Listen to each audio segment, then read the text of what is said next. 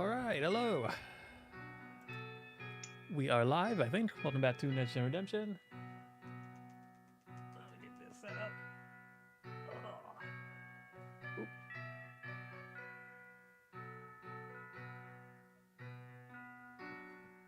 Not that. Whoops. Okay, there we go. And today we are playing RWBY Summer Rose Court. This is a fan game, a visual novel that was made, I think, after Volume 2. And since Volume 9 just came out yesterday, I figured today would be a good game for it. I was going to do the Helltaker sequel fan game visual novel, but I felt the timeliness of this was the reason to do it. I've played this before in my own time, and I got the bad ending. So I figured we could see if we can get through the whole thing today, and see how that goes. Hopefully everything's all right with the stream. Let's disable that.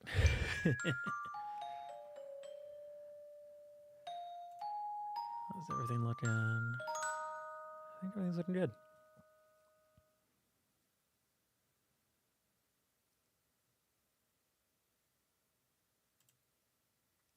Prologue.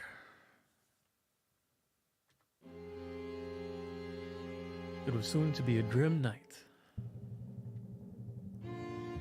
The kingdom of Vale and its capital heart Beacon. A shining jewel of a city, it was an island of hope amidst the despair that ran rampant throughout the rest of the plain. Water pulse. But soon the kingdom came under siege from a threat that its people had long thought to be only a myth. The creatures of Grimm. From the shadows they erupted, eager to devour. One horde attacked the city itself, ravaging every bright soul within. Another horde, smaller, but no less dangerous, made to ransack the castle. The castle guard stood no chance, for the creatures of Grimm have hides too tough for blades to pierce. Their fangs and claws were made to rip through armor, to break bone and tear flesh asunder. This they did, in their eternal quest to stick the hungers that drove them. And so they would, moving further into the castle to come upon the king and queen of Vale. Vale's rulers were brave and true, fierce fighters who defended their homes and family with strength and determination. But even the mighty king and queen were soon overtaken and devoured. No human forged steel or mere human strength could possibly defeat the foul beasts. All seemed lost as the night drew on, screams of horror shattering what had once been a quiet evening. It was then that the king's advisor, Lord Osmond, and his longtime friend, Lady Goodwitch, appeared. Lady Goodwitch, a renowned wizard of the north, cast devastating spells that banished the Grimm from the castle. Through the mighty forces of magic, Lady Goodwitch saved the people of Beacon from the horde of Grimm. The people gave a great cheer as they realized what had come to pass, and that their lives had been spared. However, their cry of celebration soon turned to one of mourning as they realized that the king and queen had been lost to the attack. And upon further investigation, the young princess of the kingdom had vanished as well, presumed dead. However, Lord Osmond was not convinced that the Grimm had slain the young princess as they had her parents. He asked Lady Goodwitch to search for any signs of the princess, and to cross the entire kingdom if necessary. Lady Goodwitch agreed, and as Lord Osmond took the throne as regent, the next day she swept away into the night. And so begins our story. Oh, that was a lot to start with.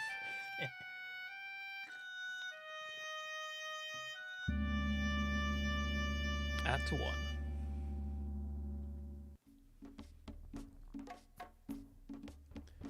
The music is very good in this. Yeah, as mentioned before, this is all made by fans. So all the writing, all the art, all the music. I stretch and wake. It's early. At least I slept well anyway. No nightmares last night. Ah! Yane's gone already? That's new. I'm usually up way before she is. 7 years later and she still manages to surprise me. I'm gonna go find Yane. He's probably got chores that need doing. Check the sand dragon pens. Hey, don't take that tone with me, you know better. I'm working with what I've got, alright? Yang, What's going on? Morning, Ruby. The dragons are just throwing a temper tantrum. Isn't that right, Ember? What about Selka? I had to separate her from the rest of the dragons. She wasn't playing nice. What's got them so upset? We can't exactly afford to have angry sand dragons on our hands. Ah, well, we gave them their food last night thinking we'd have plenty left over, but we're out of dragon food? Yep. You've checked all the badges? Yep. We're completely out. Oh, sorry. I don't know if my throat doesn't collapse during this one. Yane, how could you? Remember the last time you ran out of food? But it's not going to come to that this time because I have your first chore for the day. Are you serious? Why do I have to do extra work because you can't take care of your own dragons? Because I'm the big sister and I make the rules. Besides, you were a bit sleepyhead and I woke up first, so I did the easy chores. Those are the rules. Take them or leave them. The dragons need me to stay here to babysit them so they don't cause havoc in the pens. So go get a move on the market. Fine. I'll go get them some food. Get back here as soon as you can. Oh, good. The stream quality is better now. Wow, there are a lot of people here. The market hasn't been this busy in a while. I searched through piles of animal feed looking for dragon food, but finding nothing. Dragon food is very distinct, unlike other animals. They don't need to... Oh, wait. Dragon food is very distinct. Unlike other animals, they don't need to drink water more than once every few months. In fact, too much water makes them unhealthy. There is a lot of speculation as to why this is, with explanations ranging from the biological to the occult. In the end, no one knows for sure. The end result is that the only thing a dragon will eat is desiccated meat, essentially mummified by being buried under the sand for at least a week. Hey, do you have any dragon food? I'm not seeing any. I'm almost positive we have at least one bad somewhere in here. I'll go check for you. I'm sorry, but we're completely out. The next shipment's due later this week if you don't mind waiting. The Grim have been attacking our supply convoys recently, so it's been difficult to restock. No, don't worry about it. I'll head back to the stables and ask Jane what she wants to do. Thanks for looking, though. Come on, you lazy dragon, back inside. Hey, Yang. The supplier didn't have any feed and she won't have any more until later this week. Ruby, we need this food now. We can't keep hungry dragons smack dab in the middle of the village. We could go to the next village over. They don't have as many dragons as we do, so they're bound to have some feed for sale. Yang takes the tack off the wall and starts to saddle the dragons. That'll work. If we leave within the hour, we can get there in the afternoon and leave before nightfall. Don't forget to bring a weapon this time, okay? That was one time. I'm serious. We've been getting reports from some of the other clans that the Grim are acting up. Don't get snippy just because I'm looking out for your dumb butt. Mm-hmm, sure. Don't worry. I'll be sure to keep a little thorn on hand at all times. That rickety old thing. I know it belongs to your uncle, but you really need to find something sturdier soon, Ruby. Little Thorn is a beauty and a treasure. Don't you dare talk about my child that way. Whatever, just saddle up Celica and let's go. Ian and I go to the neighboring village. Though there haven't been hostilities between the clans in a long time, we are treated very coldly. It is made clear that the sooner we leave, the better. A little bitter, but not wanting to start a scene so far from home in safety, we pay for our goods and leave while the sun is high. It isn't ideal traveling conditions, but we're more It isn't ideal traveling conditions, but we are more willing to face the desert than a town full of prickly strangers. Yang? Oh, I forgot about her cloak. Was it just me, or were some of those villagers treating us, well, rudely? Yeah, but I didn't want to start anything. You wanted to avoid trouble for once? Quiet you. I thought we were in a truce with that tribe. Why the sudden hostility? I don't know. I'll have to bring it up with Dad at the next council meeting. We do have history with that clan, you know. Most of it isn't very nice. Well, I know that. But that was ages ago, from before I came here. It makes no sense that they get agitated over it now. When we aren't outright fighting, we need to look after each other. It's the only way anyone can survive in this place. Yang shrugs. People. It still bugs me that they treated us like that, though. Did they think we'd cross the desert just to pick a fight or something? Aw, sis, don't be too grumpy. I think it was a productive trip. Besides, it's not the destination, it's the journey. That's why I love traveling. Yeah, and you've never left the desert your whole life. It's still traveling if I'm riding the dragons. I just like to move, okay? But speaking of leaving the desert, you know your birthday is going to roll around soon. It'd be nice to take a trip, like a real one, to somewhere far away. I've even saved up a bit of money. I was going to surprise you, but I guess you would need time to think about where we want to go, and we're going to pack in to make, and what we're going to pack in to make preparations and stuff. How much money? Well, enough. Not enough to open a portal or anything, but we can't. What? Open a portal. We can't, even if you had all the money in the village.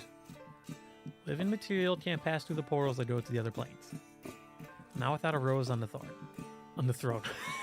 I can't believe I did that. Though we are far from prying eyes in the desert, I feel tension build on the back of my neck. This isn't something we're supposed to talk about. Not even passing. Not even alone. I didn't know that. Not a lot of people do. Trade still flows, so no one questions it, probably. The only time they open the portals for humans is during wartime. That's what I learned anyway. But still, ignoring that, what do you think about my idea? Taking a trip? Even with the sun glaring down on us, I feel cold. My hands get clammy, the way they do after the nightmares that still haunt my sleep. I think it would be safer if I didn't do that. Though she tries to hide how disappointed she is, I can still feel it radiating off her. Yang was never very good at concealing her emotions. Oh, I just thought, maybe if we avoided the capital. You'll never stop waiting for that guy to come back, will you? Your uncle. It's been 7 years since he left you here, RWBY. Can't you let him go? If he was going to return, wouldn't he have done it by now? If they really needed a princess, they wouldn't have sent you away. It's more than that. I just can't go back to that castle, Yang. I can't even risk it. I don't want to talk about it. I don't even want to think about it. Well. She looks around, desperately trying to deflect the conversation elsewhere.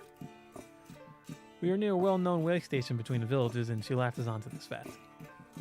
She points off into the distance, gesturing to the watering hole. What do you say to a little break? My sister and I approach the oasis, intent on water and shade. We are barely 30 feet from the patch when the sand starts shaking. A hysteria emerges from hiding underneath the sand. It is joined by its fellows, and my sister and I are surrounded. Oh, I forgot they had sound effects for the Grim. Damn it, these are creatures of Grim. I can't kill them with my glaive. Yang, catch! Using the power of my semblance to create a fierce wind, I knock a Grim towards Yang, who destroys it with her aura. Oh, look at that expression. One of the beasts slips past Yang's guard and swipes at Ember. She roars in surprise and hops backward, throwing Yang to the ground. Yang! Excuse me. I'm fine. Grim approaches Yang from behind. She doesn't notice. Behind you! I jump from my dragon and swing my glaive. It catches the beast in the jaw and the blade breaks. Crack. What? I shake myself out of my stupor when another hysteria charges at me. I beat it back and glance over at Yang. Yang is fighting 3 Grim at once. She's starting to tire. There's no way we'll make it out of this alive. A series of brilliant purple lights strike down on the hysteria. Dazzled, I blinked away the after-image of a powerful figure in the sands, rippling like a mirage. Energy radiates from her in waves, slowly shrinking lower and lower until I can see clearly. It's a woman. Are you two injured? Yang and I share matching concerned glances. I'm fine. RWBY? Yeah. I dropped my next comment to the stranger. Thanks to you. Who are you? My name is Glinda Goodwitch, and I am looking for the Xiaolan village. Would you be so kind as to guide me there? Sure, anything. You saved our lives. I thought for sure we were done for. I'm Yang Xiaolan, and this is RWBY. We'll take you back to the village. Just let me get our dragons. Get our dragons. Very well. Glinda stares intently at me, while I search for the blade of my glaive in the sands. You don't look like most people in this part of Vale. Glinda, you can't just say that. Well, I'm adopted. And I notice you have silver eyes. That's certainly an unusual trait. Yes, I do. Yes, it is. I mean, yes, I do. It is. Why? Your companion. She called you Ruby. Yane's my sister. Well, my adopted sister, but I stopped talking, noticing the broken end of my glaive. Aha, yes. Glinda isn't as easily distracted, and she continues interrogating me. Would your surname by any chance happen to be Rose? Well, I mean, I'm a Xiaolan, but before that it was Rose. I mean, I guess it still is Rose since I was never officially inducted into the clan, so, yes? My God. I finally found you, haven't I? No doubt about it, you have your mother's face and her eyes. There's no mistaking Rose eyes. How you managed to stay hidden this long is a testament to Tai Yane's loyalty to Crow, if nothing else. Princess, I've come here to take you back. For a brief instant, I wonder if we were safer with the Grimm after all. Wait, back? Where? Back where? I'm here to return you to your kingdom. She knows who I am. Is it too late to run? To hide? Panicked, I tried to think of what Crow would do, what kind of lie he would tell to maintain my secret. I never thought I'd run into someone who knew the truth all the way out here in the desert. My kingdom? I don't know what you're talking about. I'm just a girl. I said I was adopted, but that there was a caravan that got attacked by bandits. The Xiaolan took me in when I was barely 10. My lady, I'm sorry, but I do not have time for this. I came here for an important reason. Did you notice how the beasts which attacked you earlier were acting? This is not how creatures of Grimm normally behave. They do not strike in waves or wait until someone's back is turned. This is not an isolated incident either. The Grimm are becoming more intelligent. This is why I'm here. I need you to come back to Beacon. Once you're there, we can truly begin to fight back against these monsters. So let's not waste precious time. You're coming with me. Now. Now. I turn around and put my cloak back on. Good. I shall speak to Miss Xiaolan and... What did you say? I'm not going to leave the village. I'm sorry you came all the way out here, but I don't want to leave. Ruby, I'm sorry, but you don't have much choice. You are the princess, and you're needed most desperately. Searching around for some kind of escape, I'm just about ready to bolt into the desert when Yane returns. Yane! Oh, Yane, you're back. We can ride as well as talk. Eyes narrowing, Yane picks up on my mood, sensing my discomfort around Glinda. You'll ride with me then, I think. And the music's back. As we ride, I can't help but think of the last thing Crow said to me before he left. To keep my identity a secret, to not trust anyone who came sniffing around, to stay hidden and start a new life with the alibi he had constructed for me. But if Glinda is a threat, why would she bother saving me and Yane from the Grimm? I don't trust her, and I definitely don't want to leave with her, but at the same time, I don't think she's an enemy. Whew. We take her to our father's tent. Tai Yane had been a friend of Crow's, trusted with the secret of my identity, and would know what to do. His eyes darkened at the news. Excusing himself for a moment, he leaves to go get something, and I am left alone with Yane and Glinda. She wastes no time trying to hustle me out of the village. Miss Rose, there are preparations to meet before we leave. You had best get started on them immediately. Yane. Yane places a comforting hand on the small of my back, whispering low enough that only I can hear her. Don't worry, sis, I got you. Go do what you need to do. Raising her voice, she stands between me and Glinda, clapping the woman on the shoulders and blocking me from her view. What do you think you're... So about those preparations, how cold is it in the castle? Normally we Xiaolans make our panties from the hides of road sand dragons, but maybe she did RWBY Summer woolen. Jesus. I mean, if a royal butt rose to the throne, how would her subjects take her seriously? Queen Ruby of the Icy Rear isn't going to strike fear into the heart of anyone. That almost rhymed. My sister continues to loudly distract Linda while I make my escape. Oh, do they make armored underwear? That'd be even better. I'm thinking we could give Ruby a set made out of plate and chain, put some spikes on there to intimidate her enemies when she rides into battle, or we can make something out of an Ursa skull. If you've ever headbutted one, they're really strong. Jesus, I forgot about this part. Her jump would be stylish and safe in a pair of those. Are you writing this down? Actually, I just remembered I have a thing. Later. Glad I gave that woman the slip. I need to get my weapon fixed in case she tries anything funny with me. Don't worry, sweetheart. You'll be better soon. Just hold on. Hold on for me. Be strong a little longer. So, are you gonna buy anything, or do I have to ask you to leave? Yes, yes, as in I'm going to buy something, not yes, tell me to go. Well, I'm not really here to buy anything so much, so it's more of a no to both options. Uh-huh. Can you please fix her, please? That's a nasty break. You'd be better off getting a new weapon. Just fix her, please. It's going to take time to refold something like this, and the metal still won't be as strong.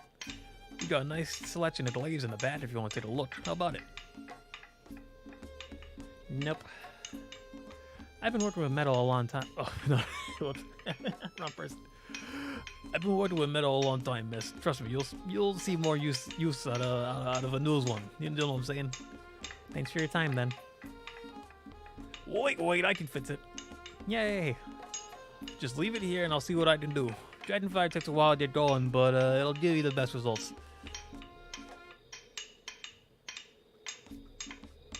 Riveting. Is there anything else I can help you with? No, I'm fine. So why are you still here? You mean I can't watch? No. Oh, okay. Take good care of her then. I'll be back soon.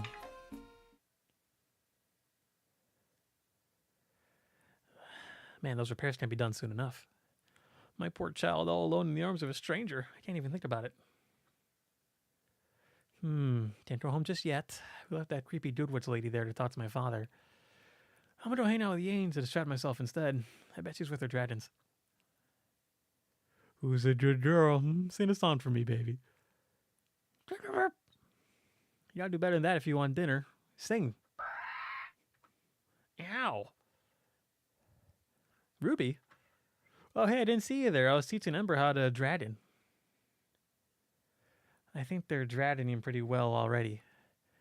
Anyway, so speaking of dragons, the storyteller is doing her favorite show tonight. Do you want to come with me and kill some time? I ditched that Dudewitch lady in Dad's tent, but they're still talking and he hasn't kicked her out yet. Ugh, yeah, then I definitely don't want to go home. I need a break from these dragons. They've been antsy and stubborn all day. Yes, I'm talking about you, fussy fanes. Anyway, let's go. Yane and I stand on the outside of a small semicircle of children and younger teens. A few adults are scattered here and there, all holding on to their children's hands or with their babies on their laps. This is more of a child's event. Yane and I are the oldest people there unaccompanied.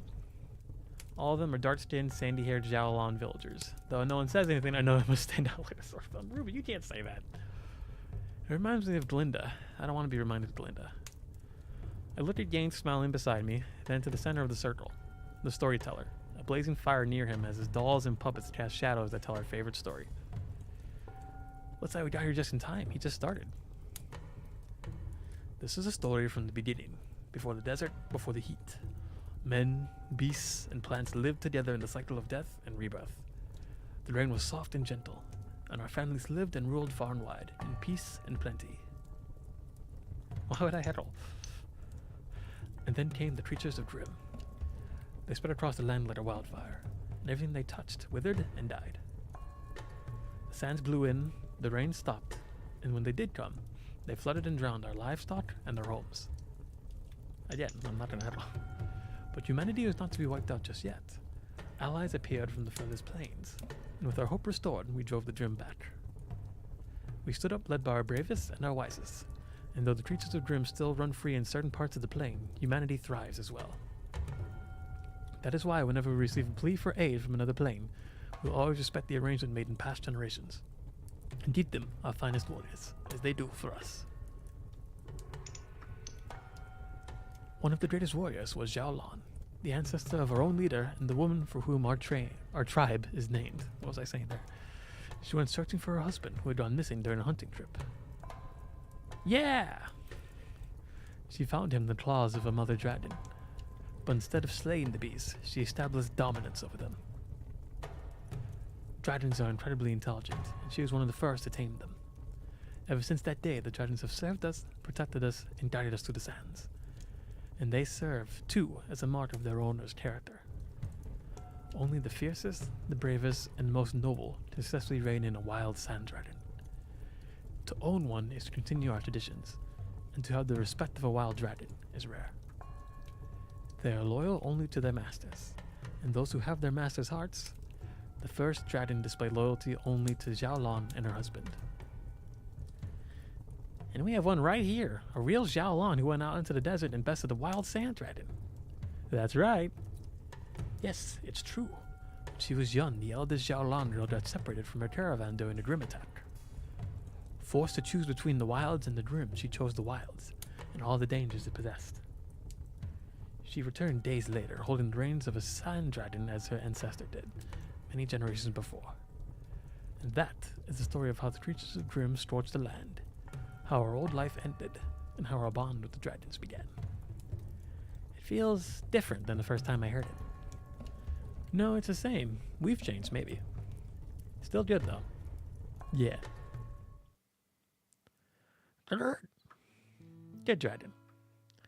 Yang places her hand on Ember's snout. No, don't worry. I didn't forget your dinner.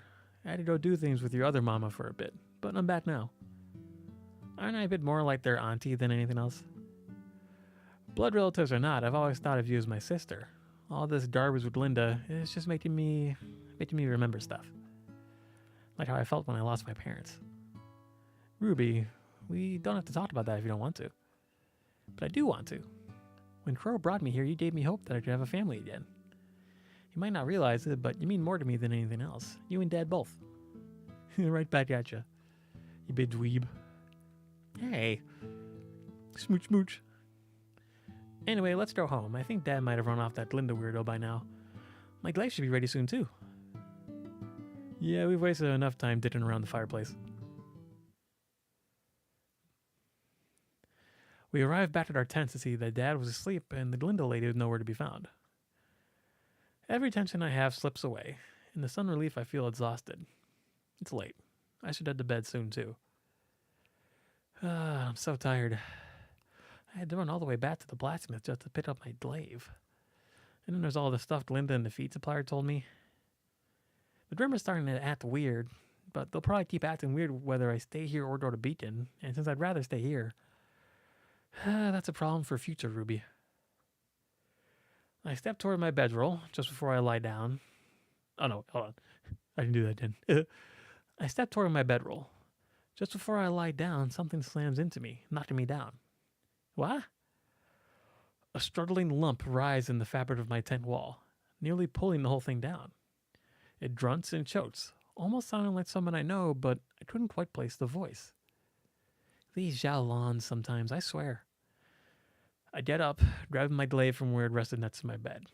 Poking the lump with the blunt end, I loudly start to complain. Hey, what's the deal? Oh, it sounded so weird with headphones. What? A scream rends the air. I run outside and turn just as my tent collapses. A hysteria working its way out of the tangle. It looks at me and makes a noise. Something between a growl and a laugh. Oh no. The Grim run towards me and leap towards my chest. I spin tightly, the butt of my glaive coming in an upward sweep, slamming into the Grim side and making it screech. It flies out of sight. I can't kill you guys, but I can sure as heck knock you back. I turn around to look at the village. No. Already a number of Xiaolon bodies lie still. Several parents run with children in tow while other Xiaolon fight against the monsters. A handful of Glim? A handful of Grim turn to chase after the fleeing villagers. Oh no, you don't. I call upon my semblance, leaping into place to protect the Xiaolon's retreat. Again, I strike the Grim away hard enough to send them flying. Water break. Why can't I kill these things? A pillar of flame roars into existence near the center of the village. That must be Yane. Wonder how many she got with that. The light attracts the Grim, enough to make them advance towards the fight and away from those attempting to retreat. Satisfied that they're no longer going after non-combatants, I run towards the middle of the village, where I can hear most of the fight taking place. In the center of the village, the great fire remains burning, its flickering light alternately illuminating and obscuring the horrid scene. Human forms litter the ground, their bodies far outnumbering those of fallen Grimm. I wonder how many words I've read by now in half an hour. They're doing it again. The Grimm are attacking in an organized manner, fighting in waves. Some would strike and then they would fade into the night while a second wave advances. Then the first wave strikes again, to double their numbers against the Xiaolan. It's a terribly effective tactic.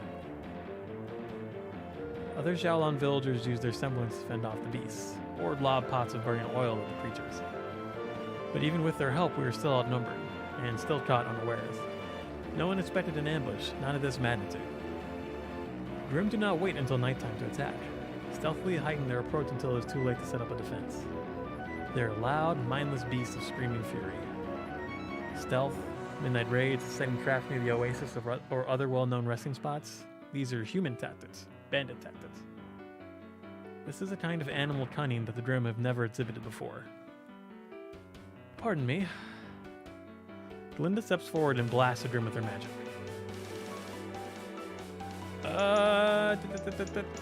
I think she's good, so let's go fight with Yang. I smile at Glinda, who gives a curt nod before returning to her bloody work. I dash off in Yang's direction. Finding Yang is easy enough, the only pillar of flame in the darkness. As I approach, I see a Grimm creeping up behind her. Ferociously intent on the Asteria trying to tear her arm braces off, Yang doesn't see it. Yang, look out! I dart in with my semblance, tackling her out of harm's way. We fall to the ground as the Grimm leap over us, bowling into the crowd of other hysteria Yang had been dealing with.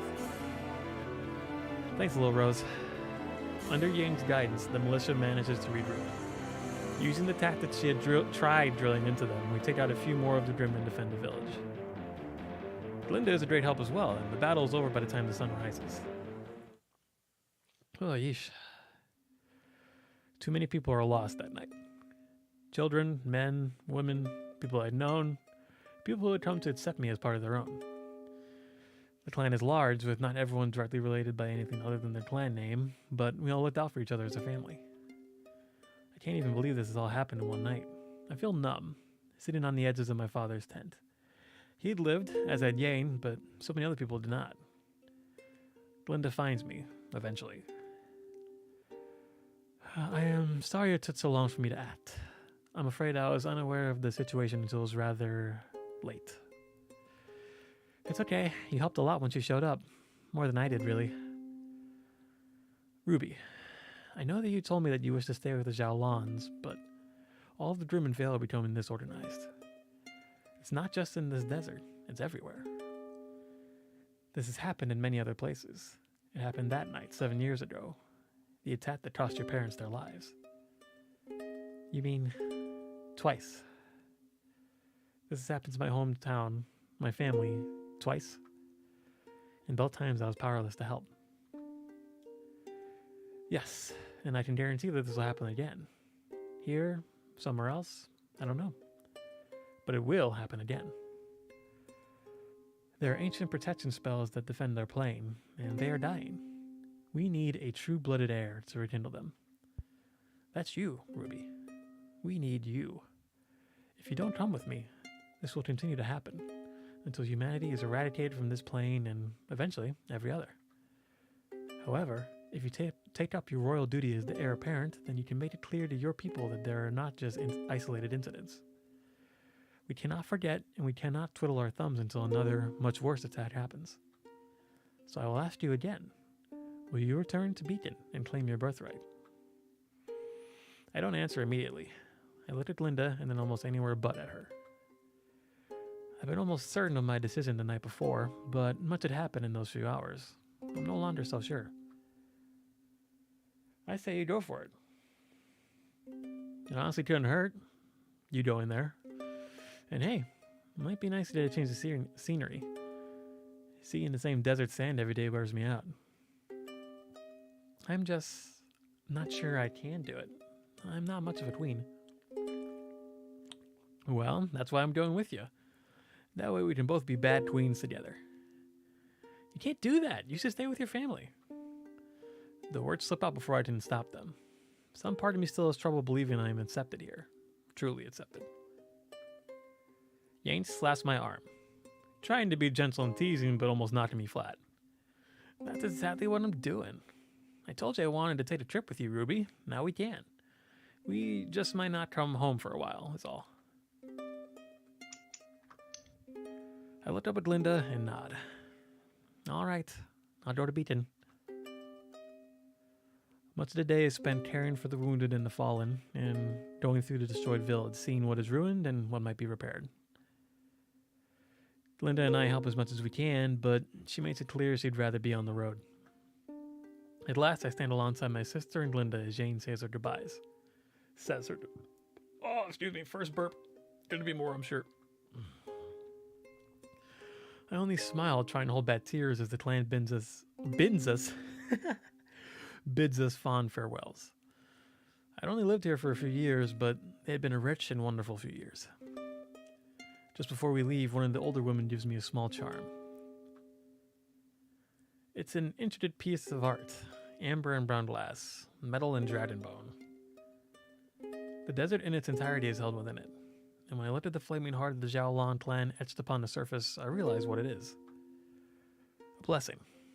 A talisman given from an older relative to a younger one. A promise to come home safely when the journey is over. I clenched it tightly in my fist, trying not to show how close I am to tears.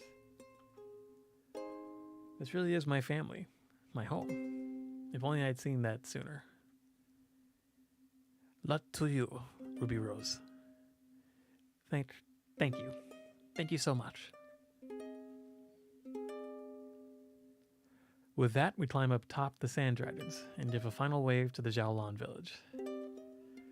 We ride off, and it isn't long before the village is out of sight. Only then do I allow myself to cry, though I keep quiet, not wishing to disturb Yang or Glinda.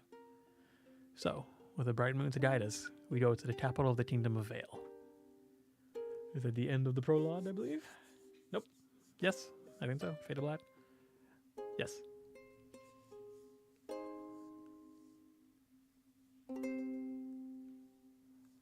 Act 2, Part 1. I like how Yang lets in that shot. Ooh, let's save. Bop. Bing. Draconic resilience shortens our trip by half. Why the rush anyway? We've agreed to come along, isn't that enough? My colleague, Lord Ozpin, his life is at stake. Because Ruby's not on the throne? Precisely. The throne has its own magic, and it does not suffer usurpers. Anyone not of the Rose bloodline who dares use the throne's power is drained of their aura. This is eventually fatal. You need not worry about yourself, Lady Ruby. It will not harm you. However, with Ozpin so occupied, we've been unable to deal with certain concerns. Like asking for assistance from other planes, for one. Without allies, it is unlikely that we would come away as the victors in any upcoming conflicts. However, to open a connection to another universe is no small feat. The throne is needed. I forgot what I like this on. But Ozpin struggles enough merely to sit upon it. There's also unrest within the city because of the faunus. I see. In peacetime, such unrest would usually die down by itself, but with the Grimm acting as aggressively as they are, the citizens are tense. We cannot afford such instability, but we have been unable to stop it. To take care of either matter, we must be strong. At the very least, we must appear to be strong. Right now, Ozpin cannot do either. The whole kingdom depending on me. So Ruby gets to deal with all this, huh? She will not be without help. Ozpin and I will assist you, Lady Rose, so you needn't worry too much. That first night away from the village, I spent a lot more time staring at the sky than getting any sleep. We had set up a schedule, one awake while the other two attempt to rest, but every time I close my eyes, I feel the nightmares begin to build again. They've been with me for years. I know the warning signs by heart. Everything about my body lets me know that there will be no peace tonight. Though lately the nightmares have been settling down, the attack on the village must have rekindled them to their full fury. Can't sleep? I'm not really surprised she's awake. We're used to sharing the tent. Being out and exposed like this, it's unnerving.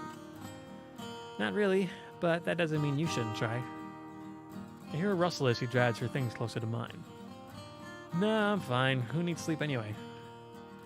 Laughing under my breath, I duck my head down. The air is cold, and I shiver even with the heat of our campfire nearby. I wish I could sleep, but my head, The nightmares again? Yeah, I thought I was over them. Me too. Must be tough. Not wanting to agree, I just shrugged and averted my gaze. We're both quiet for a long time, listening carefully for any sign of a threat. But the night is peaceful, and we're not in grim territory. The only demons here are the ones we brought along with us. I don't even know who you are, do I? Yang? You, this long-lost princess. When Dad told me the truth about you, where you came from, I thought it was a joke. Even if we had to keep it secret, even when you and I talked about it, it didn't feel real. I was too scared to believe it. I didn't want to. I'm sorry, Yang. I don't want to go back there. I want to stay in the desert. You know I do. But the Grimm, they've never acted like this before. We got past the defenses you set up around the camp, and they killed so many of our people. I know, I'm not arguing with you there. I'm just saying. I was always scared that one day you'd leave again just as quick and quiet as you arrived. Now that it's happened, I'm just relieved I was able to go with you. I'm glad too. I don't think I can do this alone.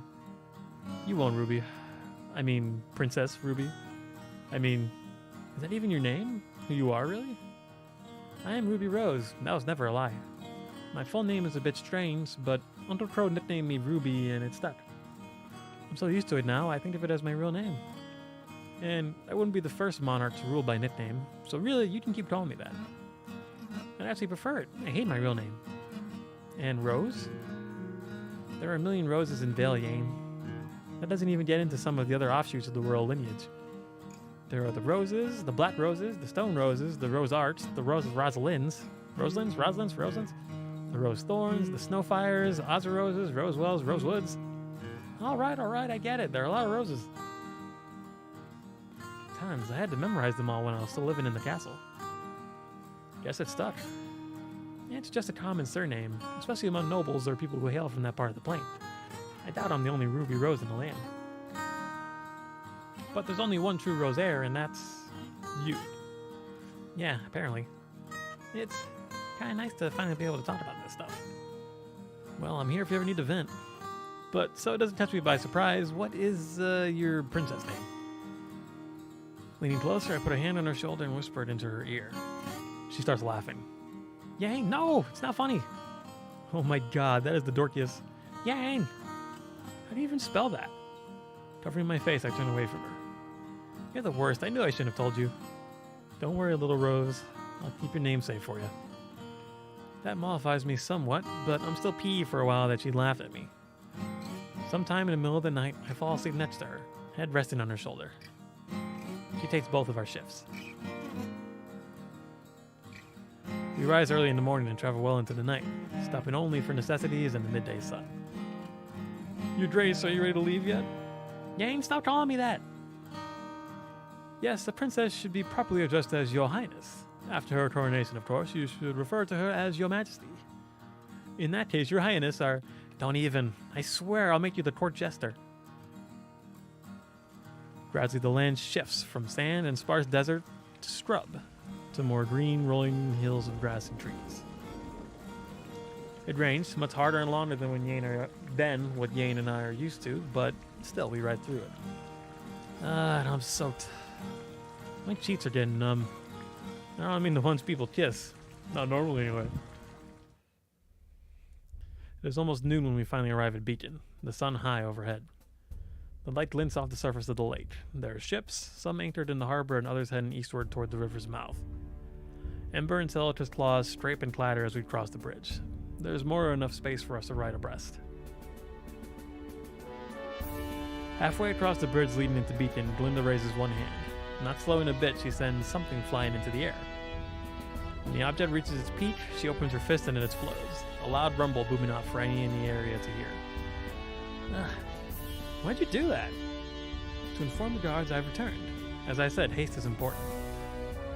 We passed the first of the city's walls easily enough. The guards posted wave us through with hardly a glance. The castle gates are another story, still closed despite Glinda's signal. It takes a few shouts to rouse the two guards that stumble out. One of them is sleepily disheveled, his hair uncombed and sticking up at odd angles. It At least he has his spear and his mail. The other has only his clothes, a helmet askew on his head, and a now dripping mud. Probably ale. The smell coming off them both is anything to go by. It takes them a few tries, but eventually they open the gate and we enter the castle's courtyard. You know, you've got good walls and all, but shouldn't you have more than 2 drunk guards for a gate this important? Torchworth's men again. I'll have to talk to him. Another matter for another time. For now, Ozpin is waiting. As we approach the throne room, I feel an oppressive stillness in the air itself. Terrible, yet familiar. It sets me on edge, and my palms begin to sweat the way they do on nights when I can't sleep for fear of what nightmares await me. Glinda notices it too. She picks up the pace, her heels clicking harder on the stone floor as she throws open the doors to the throne room. Oh no. A strange man is sitting on the rose throne, the telltale blaze of his semblance flaring up like a bonfire. Steel rose vines encircle his wrists, shuttling him to the throne. Another row of vines wraps around his throat tight as a vice, forcing his head upright. Rivulets of blood course down his neck, crusting on the front of his shirt. He opens his eyes, staring directly at me. Oh, I forgot how unsettling some of the images in this game can be. It isn't fear or confusion that strikes me at the look in his eyes, but a deep jolt of recognition. He holds my gaze for a heartbeat before breaking the connection between us, and the storm dies down. Struggling to resolve the distance between my revulsion and fascination, I keep silent as the waves of aura fade away. The world calms. The air settling from the magic that had just filled the room. There's no recollection tickling the back of my brain anymore, and no terrifying specter on my parents' throne. Just an old man trembling on a chair that is far too big for his frail body. Addled with pain and confusion, the man doesn't look at me anymore, but through me. Eyes seeing something the rest of us can't reach. Ozpin. She trots over to him, carefully peeling the vines away from his neck and wrists. Ozpin doesn't say anything to indicate that it hurts. Limply, he allows her to put his coat back on and roll his sleeves down, helping him to stand up. I told you not to use the throne unless absolutely necessary. The man's voice is faint, hoarse. It was necessary. Turning his attention to me again, he manages to focus. A crooked smile makes his face handsome, almost. Genuine kindness shines from his eyes. RWBY Rose. The last time I saw you, you were but an infant swallowed in your mother's arms. Before he can say anything else, his eyes roll back into his skull and his knees give way. Whoa! Yane runs out to help catch him, helping Glinda set him gently on the floor. Who is this guy?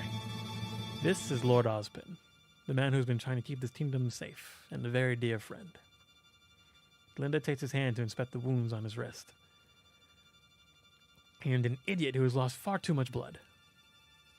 Glinda calls for her guard and hovers anxiously as they take him away. Got another burp coming. Oh. Chris! Hey, buddy, how you doing?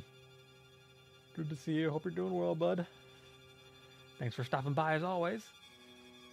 She speaks under her breath, not to me or to Yane, but to herself. Her fists clench and unclench, nails digging into her palms. He's dying. He's dying right now. I told him one more session on the throne would be too much, but he... Noticing us staring at her, she straightens her back. RWBY, it's time. We need to crown you immediately. My heart sinks like a stone, blood pounding in my ears. Me? On that? I cast my gaze over to the throne. Drops of blood still dot the armrests, sinister with intent. Thane? And now you see with your own eyes the price of being a usurper. Hold on. There it is. Sorry. Fear not, Rose. As the rightful heir, you don't risk the same dangers that the throne poses for Ozpin. But if you don't sever his connection with the throne and establish yours. Taking my hand in a fierce grip, Yane pulls me away from the throne and from Glinda. Heat sparks up, flames coursing along the twitching muscles in her arms and back. No way. RWBY, come on, we're leaving. You are not getting on that death trap. We never should have even come here. I'm not scared. Sliding my hand free from Yane's grip, I shake my head. No, Yane, I'm not afraid. This power, it's the same one my parents used. They never let me see, always locked the doors. But I remember the way it felt, the stillness in the air. A A shiver rolls down my spine. Swallowing the lump in my throat, I try not to let my voice shake as I speak to Glinda. You said it won't hurt me like it hurts Osmond, right? That's correct. Then, let's do it. Though she tries to keep her tone even, a faint tinge of desperation colors her words as Glinda explains how it will happen. It will only take a moment to attune yourself to the throne. There will be no pain, and you will not have to go to the lengths Osmond does to use the throne's power. All you have to do is sit. Sweating straight through my clothes, I struggle to keep my resolve. The urge to run away looms huge in my mind. And then I remember how Osmond looked, a husk of a human being as he was carted away. If I can help him just by doing this, then I don't really have a choice, do I? Walking towards the throne with a tremor in every step, I ignore Yang's protest and turn to sit. Boom, boom, boom, boom. The vines whip out immediately, lashing me to the throne. Power surges through me, raw and unfiltered. So much. Too much. Vaguely I can sense the winds picking up, my own semblance amplified and expanded by the power of the throne. Ruby! Yang yells, her semblance flaring up in an inferno. But just as quickly as the vines taste my blood, they retreat back into the design of the chair, and I'm left with nothing but a few shallow cuts. Shallow. Linda lets out a huge breath of relief. My hands stop trembling, a calm overtaking me. In the weight of that terrible, awesome power, I am left curiously empty. The chair had accepted me as the rightful queen. Thank goodness, it worked. The hard part is over. Now we just need to complete the formalities. If you're still here, Chris, how you doing, bud? Hope you're having a good day. And tell me what you think of this game. The news that the rose there had been found stirs mixed emotions in the kingdom. A huge crowd gathers at my coronation, the next day regardless, with everyone eager to see their new queen. The steel circlet that Glinda will place over my head holds no power in itself, but the symbolism of it is important. Or that's what she says anyway. Though he is still suffering from the effect of the throne, Ozpin is well enough to attend. He oversees the ceremony himself. I can't remember ever seeing so many people at once. I only looked at their faces, hundreds of them, maybe thousands, each belonging to an individual with hopes and dreams and fears. And there are still more arriving by the second. Each one of these people is going to be dependent on me. The reality of us all is humbling beyond belief. In the wake of my parents' rule, how will I compare? Will I be able to carry on their legacy? This is where life as Tai Yang's youngest daughter ends for good. I've returned to the world I was born into, but as a stranger. Living in the desert, even with Yang at my side, everyone knew I was an outsider. But really, I don't belong here either.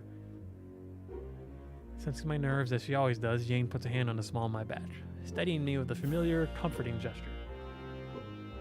Casting off the negative thoughts like a bad dream, I try to focus on the coronation. I can't think like this now. If I want to be a good queen, I can't get trapped in my own head. I can't second guess myself. I just need to do the best I can.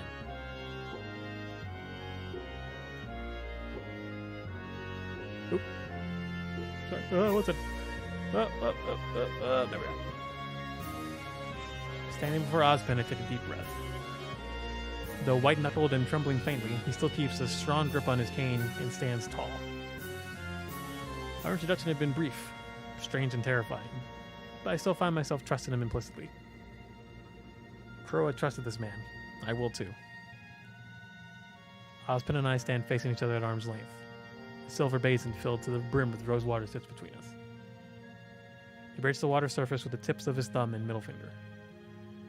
Placing his wet fingers at the edges of my jaw, he draws them forward to meet at my chin, over the crests of my cheeks, the bridge of my nose. He hands his cane to Glinda, who has stepped forward to retrieve it. His hands tremble, almost too weak to lift the crown off his head. His breathing is labored until the very moment the crown loses contact with his head, and I bow my head to receive it.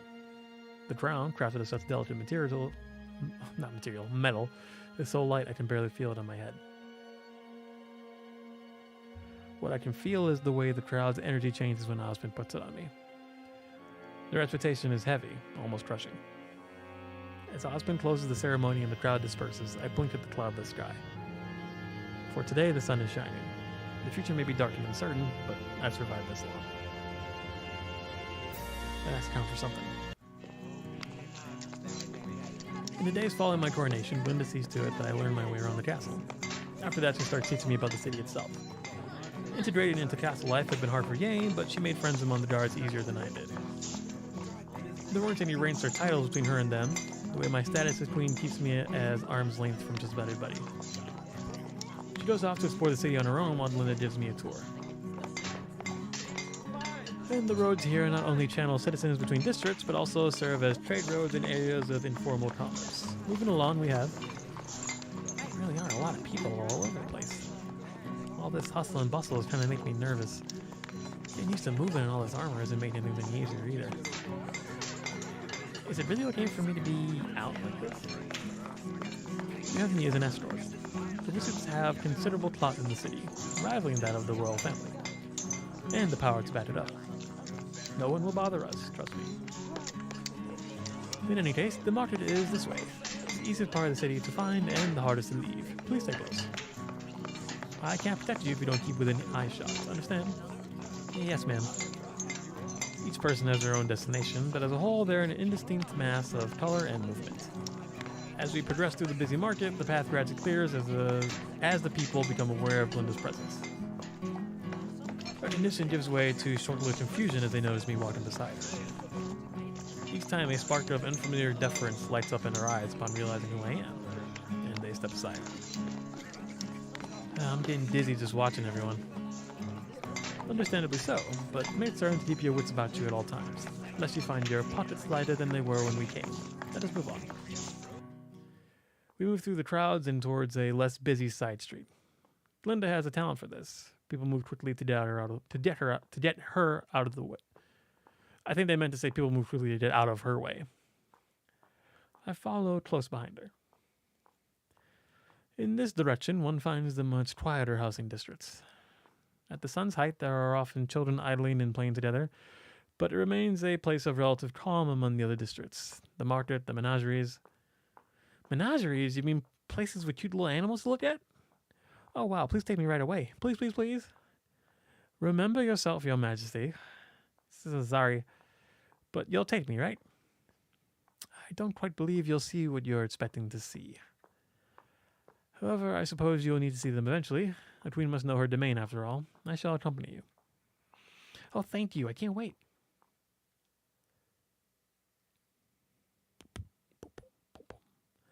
As we venture beyond the periphery of the housing district, my excitement quickly fades, replaced with a sickening toil of dread which settles in my stomach and twists up through my ribs. The gate's before us. I know I'm never going to forget it. I know I'll always remember the sound of its creaking hinges. I feel suffocated. I want to leave. This place is empty of peace or charm. There are only shadows, and beyond them, angry glares and harsh whispers. The crude dwellings lining the road look unfit to live in, even for animals.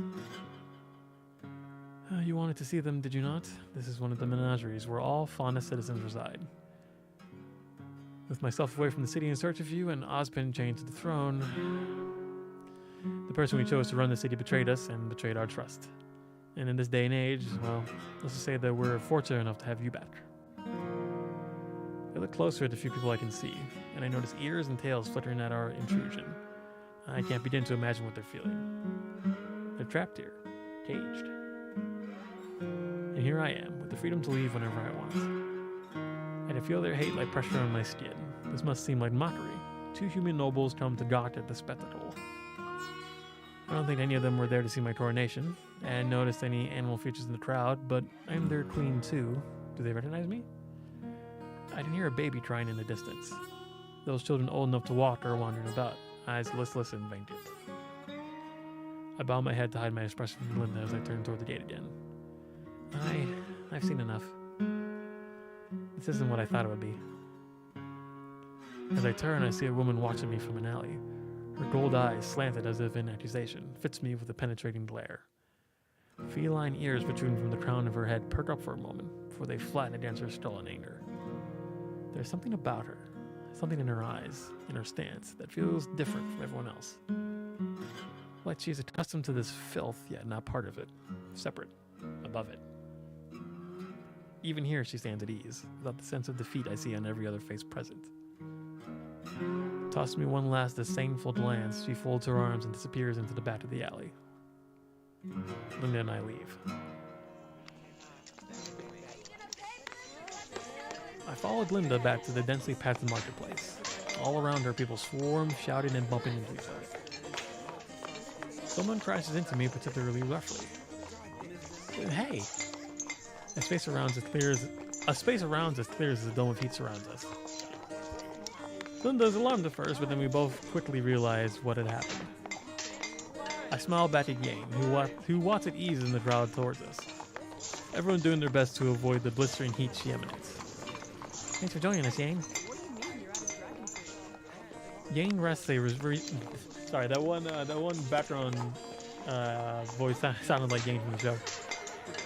Yang rests a reassuring hand on my shoulder and steers me toward Linda, who is standing next to an open door leading to an unfamiliar building. It looks recently built and a touch more sturdy than the others surrounding it. A warehouse? Hey, little Rose. Sorry I didn't come with you today. I wandered off to do some exploring on my own. It's okay. I think of the menageries. You probably wouldn't have liked it anyway. Nice of you to join us, Xiaolon. Just to make sure you haven't lost anything important, then follow me. It wasn't supposed to be so hot today. So, what part of the city did you see today? Honestly, not much. I spent most of my time chatting with the castle guard. After that display at the gates when we first arrived, I was worried about the security here. Yeah? And? It seems like there's sort of a divide there. There are the castle guard, yeah, but a lot of private contractors too. And all those belong to a guy named Torchwick. Slim to size. That's something we'll discuss today as well. Osmond can probably do a better job than I can. Needless to say, I trust the fellow about as far as I can throw him. Considering her power, that probably isn't as apt an analogy as she intended. Vividly, I imagined Linda picking up someone she disliked with her magic and hurling him across beaten cliffs.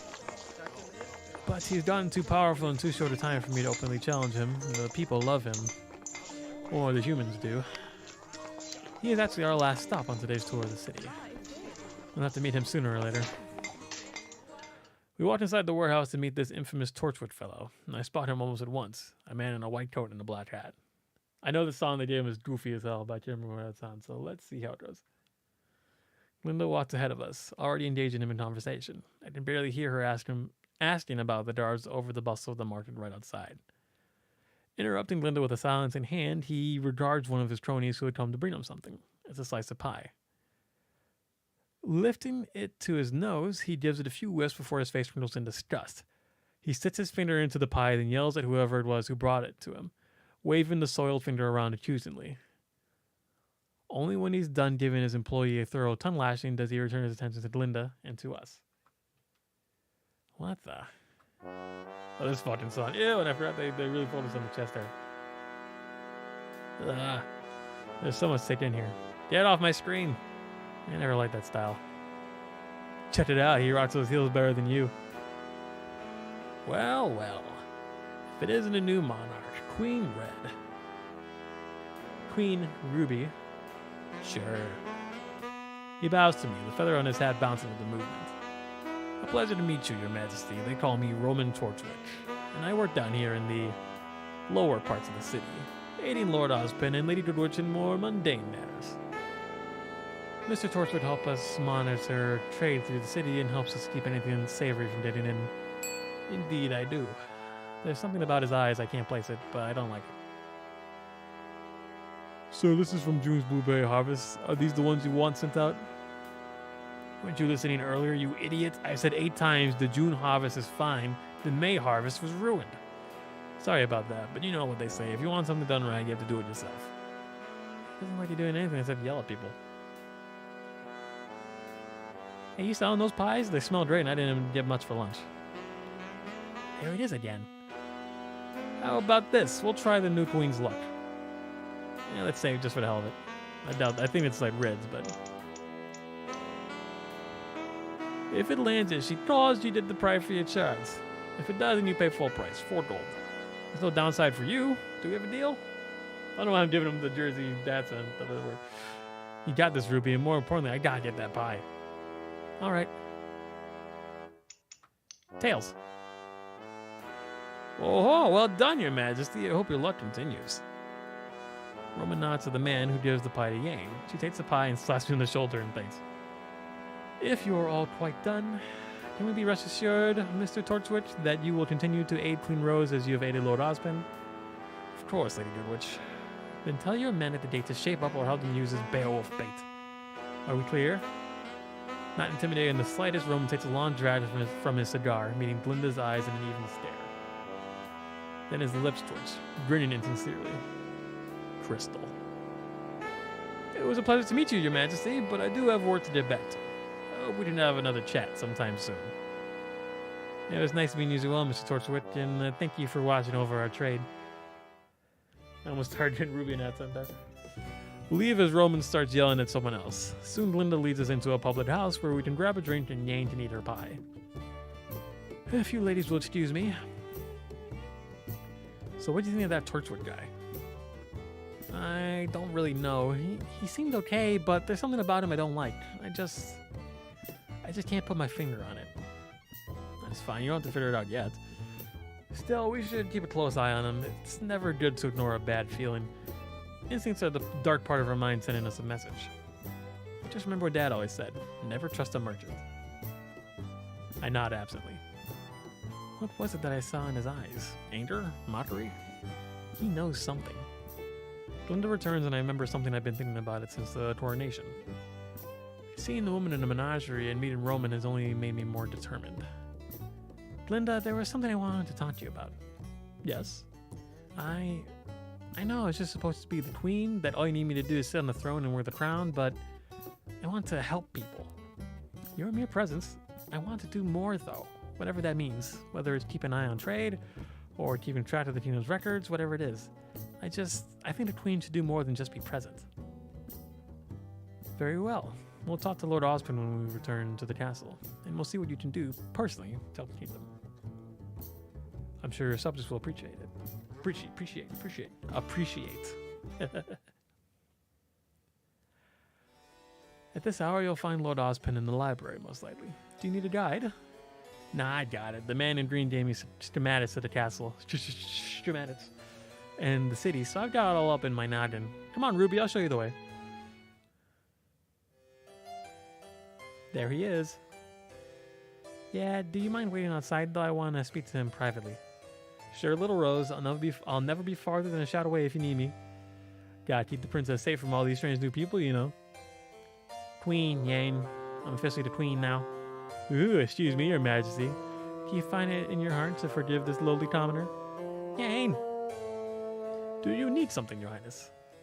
Oop, that's my cue to leave. Good luck, old queenliness. I heard you took a tour of your city today. Yes, sir. How did you find it? It wasn't really... there was a lot of... Ruby? Sir, why am I even here? I mean, why now of all times? Uncle Crow took me to the Xiaolong village 7 years ago and told me to forget my old life. And I did. I didn't really have a choice. But now I'm here, again. I've been taken away from everything I knew, and I've landed in the middle of a huge mess, one I don't know how to fix. This is my kingdom, or it's supposed to be. I stayed in the village because I thought Vale didn't need me anymore, but now I see it needs me more than ever. It's a wreck out there, and you're in here fighting for your life just keeping it afloat. So I have so many questions. And I will try to answer them. Oh, here we go. There's always one part. All right, let's go. For the sake of watching, we're gonna do them all. During the attack that took your parents' lives 7 years ago, Crow stole you away amid the chaos to somewhere safe. The Rose Monarchs were not the sort to be dispatched by a few rogue grim. He was certain that there was something more sinister afoot. You mean he thought they were murdered? By people? Unfortunately, yes. And over the years, I've come to think he might have been onto something. Crow was a special man, fiercely intelligent and more loyal than any other servant of the crown I have ever come across.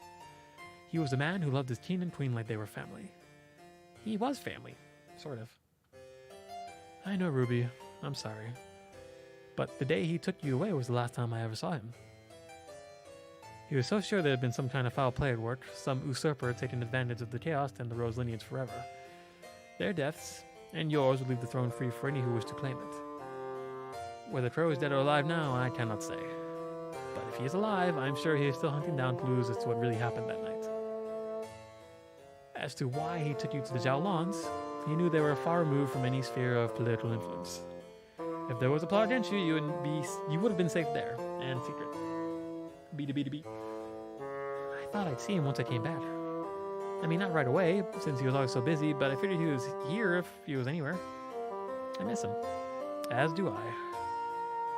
I was never very active in court matters, not interacting much with royalty outside of my dealings with Crow, but he spoke often of you, and fondly too. You and I never formally met then. I had hoped when you were older, and I was Oh, I see. I see what you're saying. Whatever. I had hoped when you were older, you and I might form a working relationship. But when the Grim attack happened and you vanished, he sighs quietly, rubbing his templates. Why am I here? As long as the road blood survives, the throne is loyal to its heirs. As long as you live, none may safely claim the power it holds.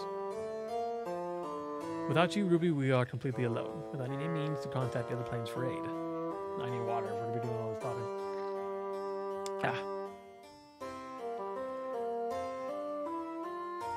The throne is also the cornerstone of the city's various magical protections, but that's a terrible price on usurpers. I maintained the city's wards as long as I could, but my strength is limited. It was Crow's last wish to see you safe from the threat that killed your parents, but with the re-emerging Grim and the rapid deterioration of my health, I was forced to bring you back. I'm sorry. It's okay. I was happy living with the Xiaolans, but if this is where I'm meant to be, then I'll take up the responsibility my parents left behind. I'm sorry too. I'm sorry you had to carry my burden for so long. So formal of you. Living in the desert didn't totally take away the edited lessons, you know? We'll have to see what else you still carry from the old life that might help you during these troubling times. I saw the menageries. The blame for that falls completely under my incompetence as a ruler. At first, Torchwood's involvement with the community was a blessing. While I fought for my life here on the throne, it felt like someone had risen up to help sort out the common folk in the wake of the disaster and political turmoil that followed your parents' deaths. But before I knew it, he was too powerful for his own good. Greed had driven him to extremes, and there's nothing people love more than a scapegoat. The issue of the menageries is one that troubles me greatly, Ruby Rose, more than I can express with words. I know Crow would never have let anything... It all starts to blend. I know Crow would have never left things get this bad, but without his guidance, I honestly don't know how we can turn this around. I wish I had all the answers, but I don't, not for this at least. Well, there's something Crow always told me. No matter how far you go in a bad direction, you always have the power to turn around. And as rulers, we have even more power than most. You and I are going to fix this together, somehow. I admire your optimism. You carry your parents' pirates? You carry your parents' fire, certainly. Bringing you here might be exactly what we need to turn things around, after all. Who are the High Wizards? You've already met one of them. Lady Glinda of the North Mountains is... Wait, Glinda's a wizard? I mean, I knew she used magic, but with a title like High Wizard. I guess that explains how she didn't die of heat stroke wearing that ridiculous outfit in the desert.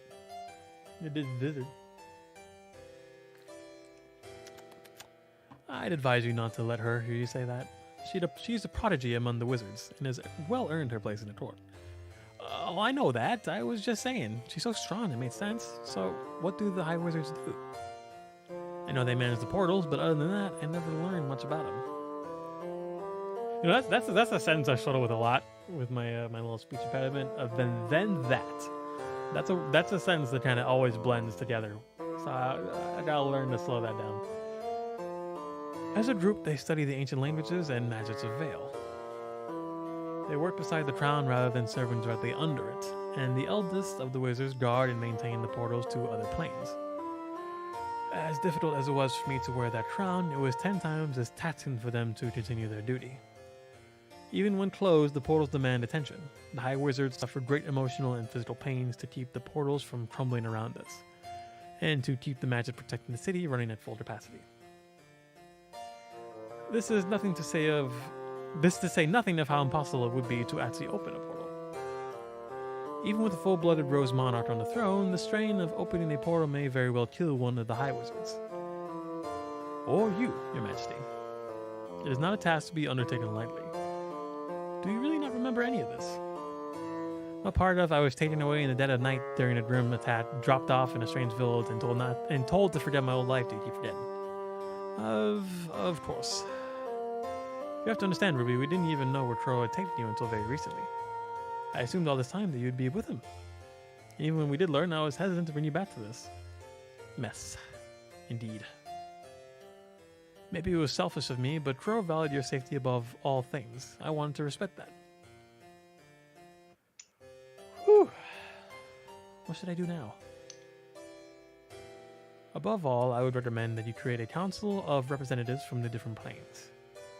When we send out requests for aid, they will most likely respond with dignitaries and monks, priests and warriors, whoever they deem fit to answer the call. In some cases, they might not even deign to send us anyone, and you'll need to go through the portal yourself to establish contact. It will be your job and mine to convince them that their aid is needed. And this is the hardest part. You must accept it. Wait, how's that hard? People have a way of being contrary. The differences between the planes will only exacerbate these difficulties. You'll have a table full of conflicting opinions, and as the one who called upon them, it is your place to ensure that everything goes smoothly. You might receive conflicting advice. It will be your job to sort through these complaints and confirm their commitment to our cause. But don't worry, you'll have me on your side, and Glinda as well. We will serve you as we served your parents.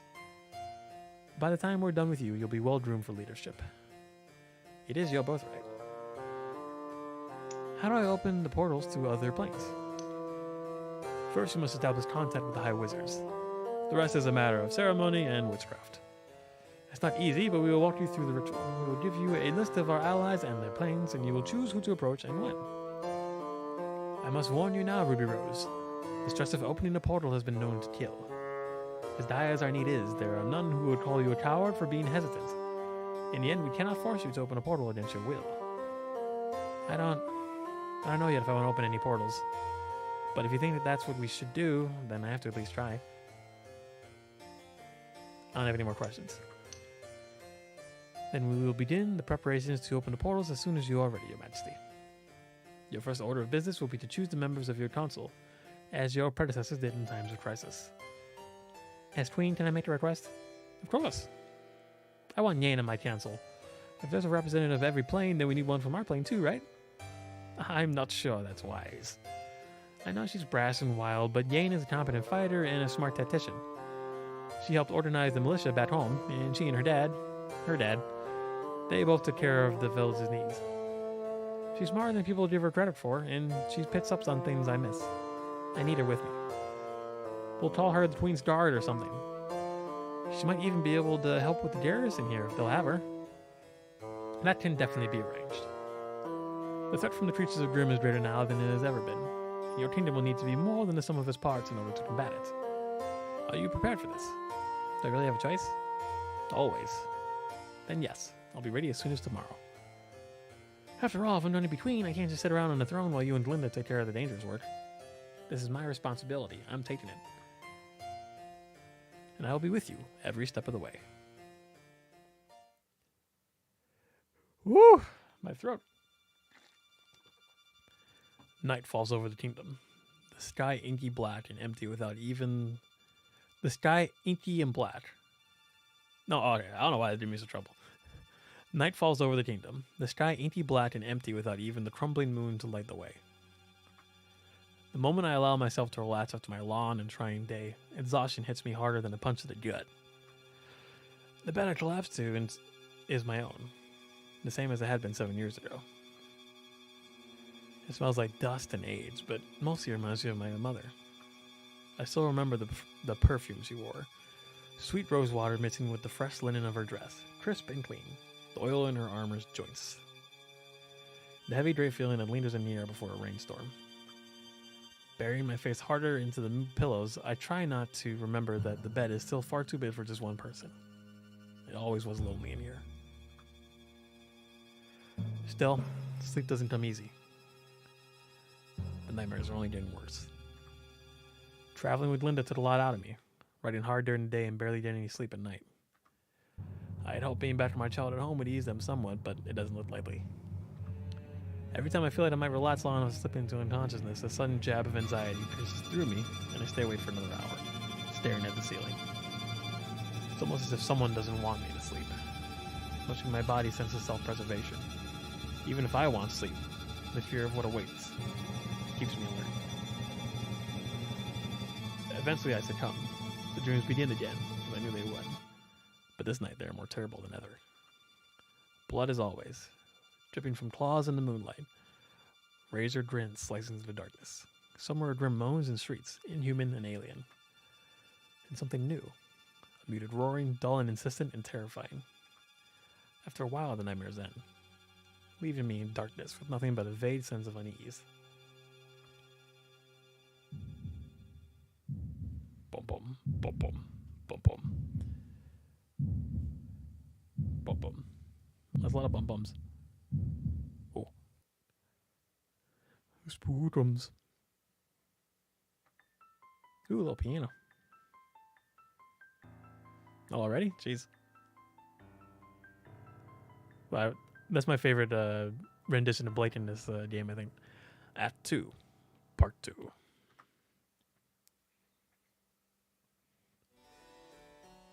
And we save. And we breathe. Whew. Good morning, Your Majesty. I trust you're ready for the day. Not wanting to disclose to Glinda the strange things I had been seeing last night, I simply nod. Trying not to look as weary as I feel. Yeah. Excellent. I have a few things to run by you today before we make our way to the portals. Oh, another burp. My peers have been made aware of your arrival and are expecting you today. You mean the wizards? Do all of them live outside the castle like you? Yes, we try to keep ourselves removed from the daily struggles and machinations of the Rose Court. We work in conjunction with the throne, not under it. Maintaining a healthy distance is one of many ways we try to reinforce that fact. This might be my favorite song in the game. Yeah. There used to always be a court wizard who served as a liaison between the two. However, the last one died in the same attack that took the Rose Monarchs. The position has been empty ever since. So it isn't your job? At this point it is, but only by the barest of technicalities. The previous court wizard was my mentor. I'm fulfilling his duties out of respect for him and out of my loyalty to Lord Osmond. But back to business. We furnished your room with a larger desk to accommodate some of the maps you and I will be going over later. Yeah. And finally, there still remains the issue of some of the lesson plans I'll have to draw up for you. Don't think that just because you're out in the desert that it means I'll forgive you for not practicing your runes, young lady. Yeah. You were supposed to be hiding your identity, not letting the strength of your young mind slip away into the sands. Yeah. Yeah, what? Are you just agreeing with everything I say? Are you even listening to me, Rose? Yeah? Ah, unbelievable. Jeez, what do you want from me to disagree? I'm trying to play along here. Your speech is vulgar and low class. No doubt picked up from that Zhao Long girl. You can't afford to be so casual with every person you meet, Rose. Is it just like really difficult for you to speak without... Is it just like really difficult for you to speak to people without slipping in an insult or two? And shouldn't you be using a more royal title for me? At first I might have, but in the brief time I've come to know you, Rose, I'm wondering if taking a rougher approach is a better way to command your attention. I won't scrape and bow to every whim you have just because of your bloodline. I've seen many roses wilt before their time. You'll need to work harder than that to convince me you were worth the years I spent searching for you. Okay, fine. I don't want to argue over this. I didn't mean to upset you, Lady Goodwitch. I just had a really rough night and I'm on edge. Suddenly pausing, Glinda bites back whatever sharp thing she's about to say to instead fits me with a piercing glare. Rough in what manner? You do look tired. Something shifts in your demeanor. Almost incalculable. Did anything interrupt your sleep, Rose? The stern image relaxes, replaced by a flicker of concern. Nightmares, by any chance? No. I'm fine. Just tired. Just like that, her tone stiffens, a hard edge entering her words again. I'm about to be very frank with you, Your Majesty. Are you ever anything else? I hold no love for the Summer Rose Court. Not the families too busy plotting against each other to notice this plane is falling apart, nor your sordid politics. Whatever Sith magic is in your blood that allows you to sit on the throne with no ill effect holds no interest for me. But Crow believes in the power of the Rose lineage, and Ozpin believed in Crow. He continues to suffer daily and risks his life for Crow's ideals. So for their sake, I'll be patient with you and trust you not to lie to me again when I asked you this. What disturbed your sleep last night, Ruby Rose? Opening my mouth to respond, I choked on the words, a cold sweat building on the back of my neck. I never spoke about my nightmares, not to anyone except Yane. Stubbornly clenching my jaw shut, I slinked lower in the chair, feeling sullen and rebellious. No one in my life has ever spoken to me this way. Keeping secrets, I see. You're worse than the old fool himself. It's just nightmares. I don't want to talk about it. Breaking off whatever Glinda was about to say next, the doors to the throne room open wide. A familiar, uneven gait makes my ears prick up. I find myself sitting straighter on the throne. It would be in your best interest to answer her question, Ruby Rose. Lord Osmond. Good morning. Glinda is less pleased by his arrival, face pinching up worse than ever. Osmond, you are supposed to be resting. Are you determined to die from overexertion? I won't mourn you if you manage to pass away through sheer stupidity. Hearing your gentle voice whisper such words of encouragement gives me strength to face the day, my lady. She rolls her eyes, lips pressed thinly together. Don't worry about me, Glinda. I'm not broken just yet. More importantly, if Miss Rose here is already getting the dreams, we'll have to reschedule a few matters. Already. The nightmares aren't new. I've been getting them ever since I was a little girl. If they're important, didn't Crow ever tell you? He was the one who took care of me on the nights when they were really bad. Atlantis share between the two, something in their years of experience altogether allowing them to communicate without words. He failed to mention this, yes. Your lover failed to mention a lot of things, such as where and why he decided to hide the only person capable of sitting on the throne without dying for 7 years. We've been over this before, Glinda. Whoever let those Grimm into the castle that night had to have been someone inside the Summer Rose Court itself. No one else would have been able to lead the horde to the throne room. Everyone was suspect. No one could be trusted. Not even me. He trusted you enough to leave you on that cursed chair, though, didn't he? To leave us on our own, to rally the troops and rout the enemy without a word of warning? Steel enters his voice. It's punctuated by the loud crack of his cane as he jabs it down onto the throne room floor. It echoes in the empty room. Glinda, enough. I haven't known Osmond for very long, but hearing him raise his voice is an unwelcome shock. Glinda, too, seems a little subdued, though not at all cowed. Rose. Yes? The nightmares. I look to Osmond for affirmation. He gives me a tight nod. I'm sorry. I didn't mean to keep them from you. I just didn't want to burden us. You sound crazy. Try us. With all her rough edges and harsh words, Glinda is not the easiest person to trust, even if she has saved my life twice. But I can see she's trying.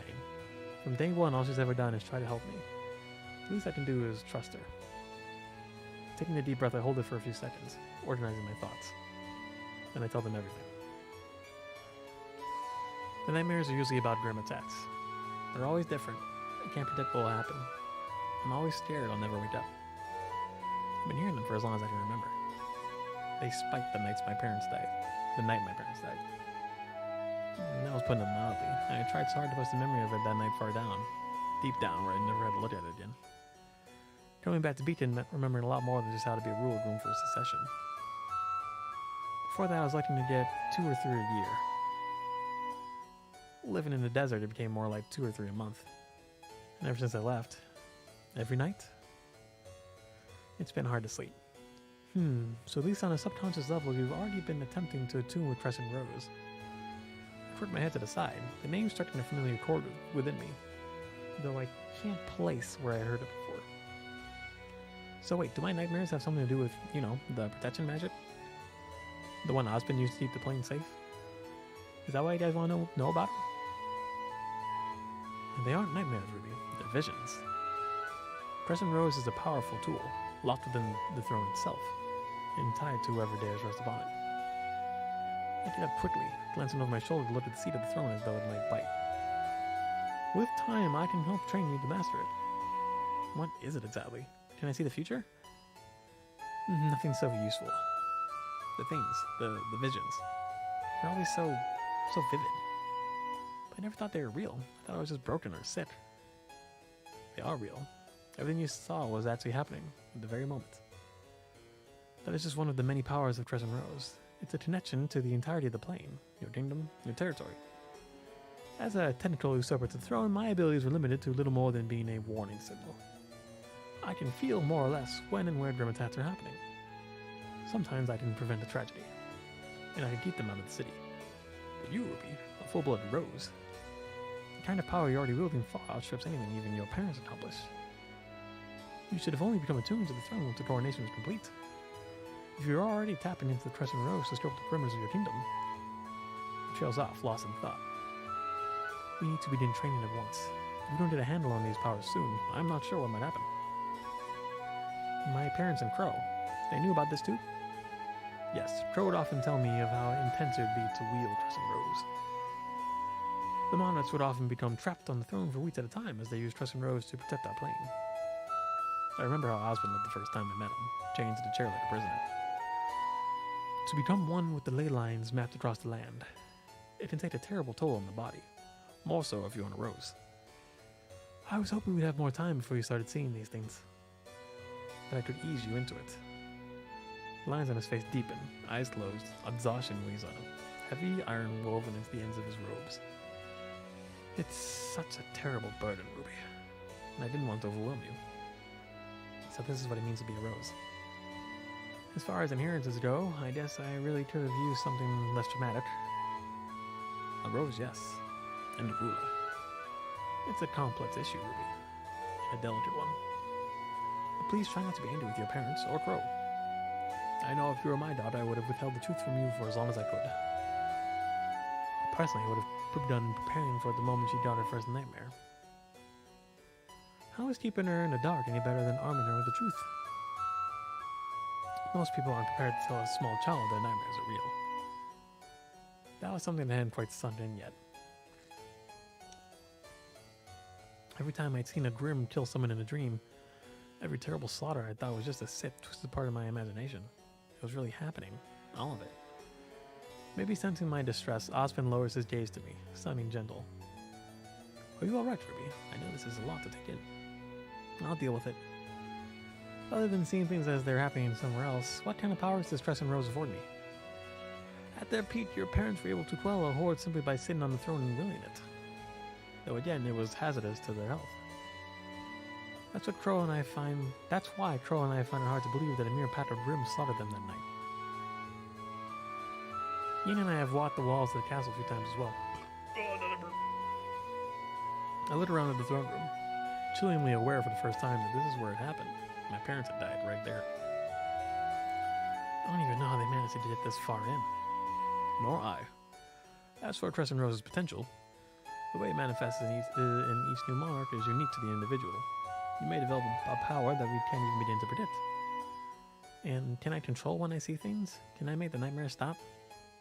In time, yes, with a lot of meditation, and a lot of physical training as well. Magic is a tricky thing. You'll always be connected to Crescent Rose by virtue of your bloodline. The coronation simply solidified it. So the nightmares may never truly stop, but at the very least we can probably get you back to only 1 or 2 a year. I can live with that. When do we start? Tonight. And every night after. Though for the rest of the day we have other duties to attend to. We still need to contact the other planes. So you mean even if I learn how to use Crescent Rose, we still need other people's help? Can't I whittle my fingers and make the land fight for me or something? Whittle. It's not quite so simple. Crescent Rose's more destructive powers are our last measure against the darkness. Trust me, RWBY, you don't want to know what it feels like to have all that power flowing through you. Uncomfortably, I wonder if I should tell him I already do know.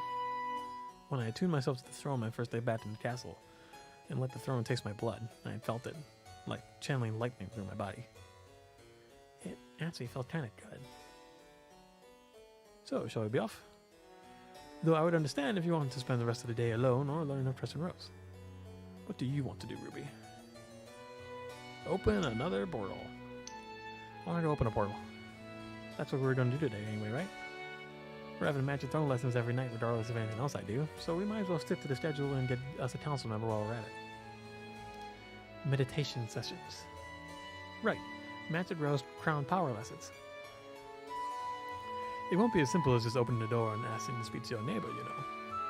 For anyone else, maybe. But you just told me I'm some sort of unprecedented, powerful Rose Monarch. I'm just using his powers to see across space before I even knew Crescent Rose existed. Opening a portal to is going to be a piece of cake. You have potential. It means nothing unless you hone it with practice. So that's what I'll do. I wouldn't have left the desert if I wasn't ready to go into this full strength. Now you sound like Crow. Though I'm pretty sure she meant it as an insult, I beam at the news. We'll try to return to you in one piece. Ospen and Glinda take me outside the city to the isolated temple where the major portals reside, the Curia. We're escorted by a squadron of the castle guard, all on horseback. Ian and I ride on our dragons, of course, drawing attention as we go. Celto's in a good mood, but that means different things for standard dragons, especially wild ones. I have to keep a closer eye on her to make sure she doesn't snap and bite anyone. I dropped my phone.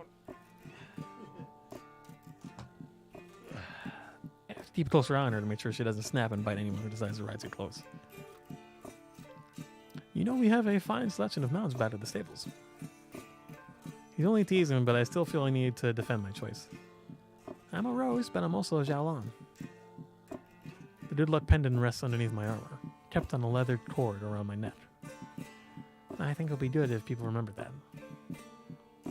I need to remind myself now and then. Twisting her neck back to look at me in the eye, Celto squats at me. Her gait doesn't waver. Look where you're going, silly. Celto chirps and straightens out. Neck ruffles frilling out in a gesture I've come to associate with happiness. This is the most exercise I've done in a while. Both dragons are just as eager to explore the world as their master is. Just be careful not to run around the city in your robes. Why not? Think of what a good angle that is to spin. The romance of a lost princess, you know? We need to take way more advantage of that. Ruby could play like she attained enlightenment on the wilds or something. People eat that stuff up. That also might ruffle the feathers of more than a few conservatives. It's just a thought.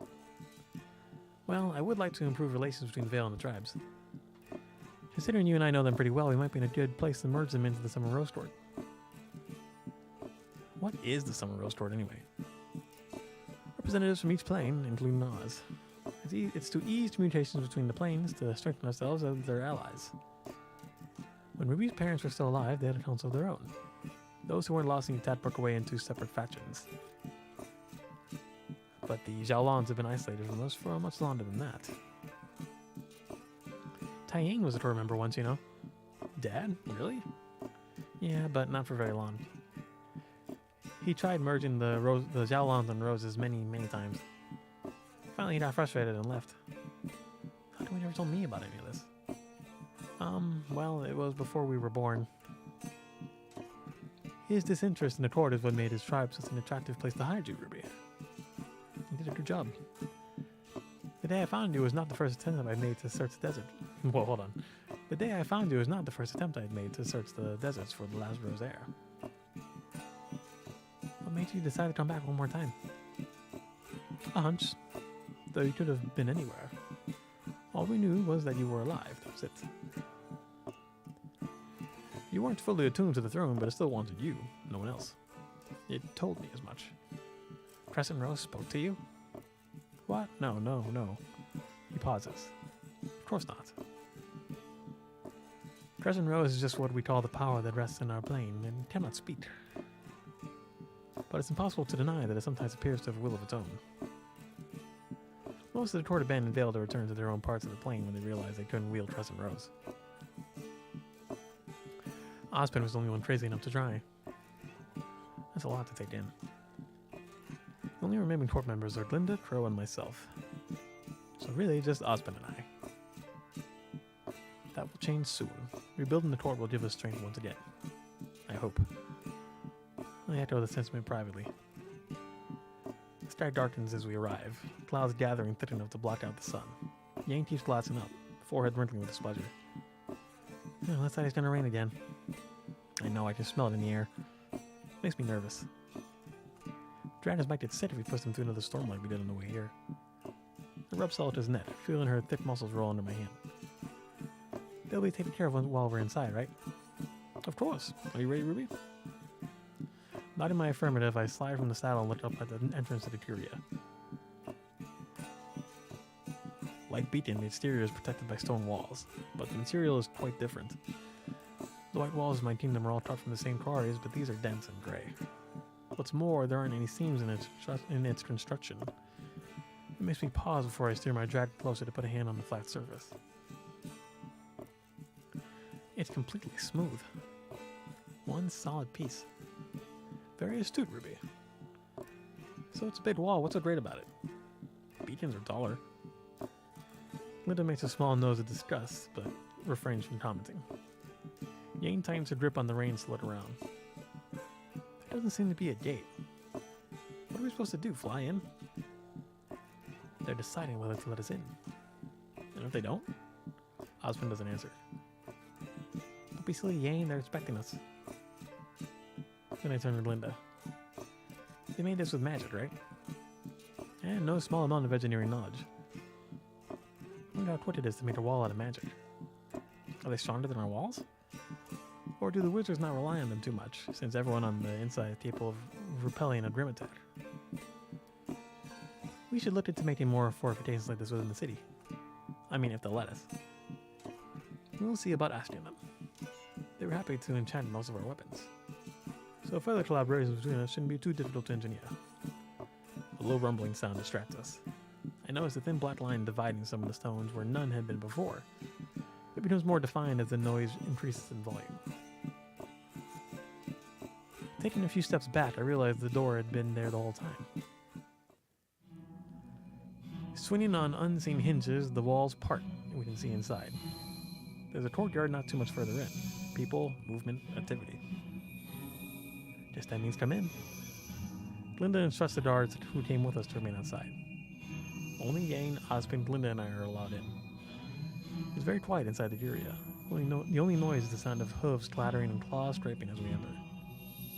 The enclosure is huge. I even spot some greenhouses and what looks to be a plot of land for gardening much further in, with wizards silently at work. Just silently. Ah, home.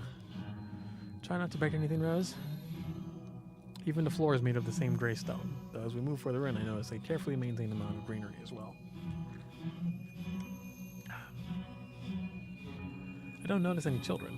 The youngest person seems to be an apprentice around my age, running across the enclosure doing errands. A wizard comes to greet us, his lips thinly sealed into a frown. Linda raises her hand in greeting, a bright light appearing on her palm. He mirrors it. The two wizards stand like that for a few seconds. Then she moves aside, folding her hands behind her back. Osmond takes that as his cue to step in. We are here to speak to the Archmage. It's time to make another attempt. I swallow, throat tight. The wizard just nods, gesturing for us to wait. On the perimeter I spot buildings, all of them fused into the main wall like small buds. The center of the enclosure is kept clear except for the portals themselves.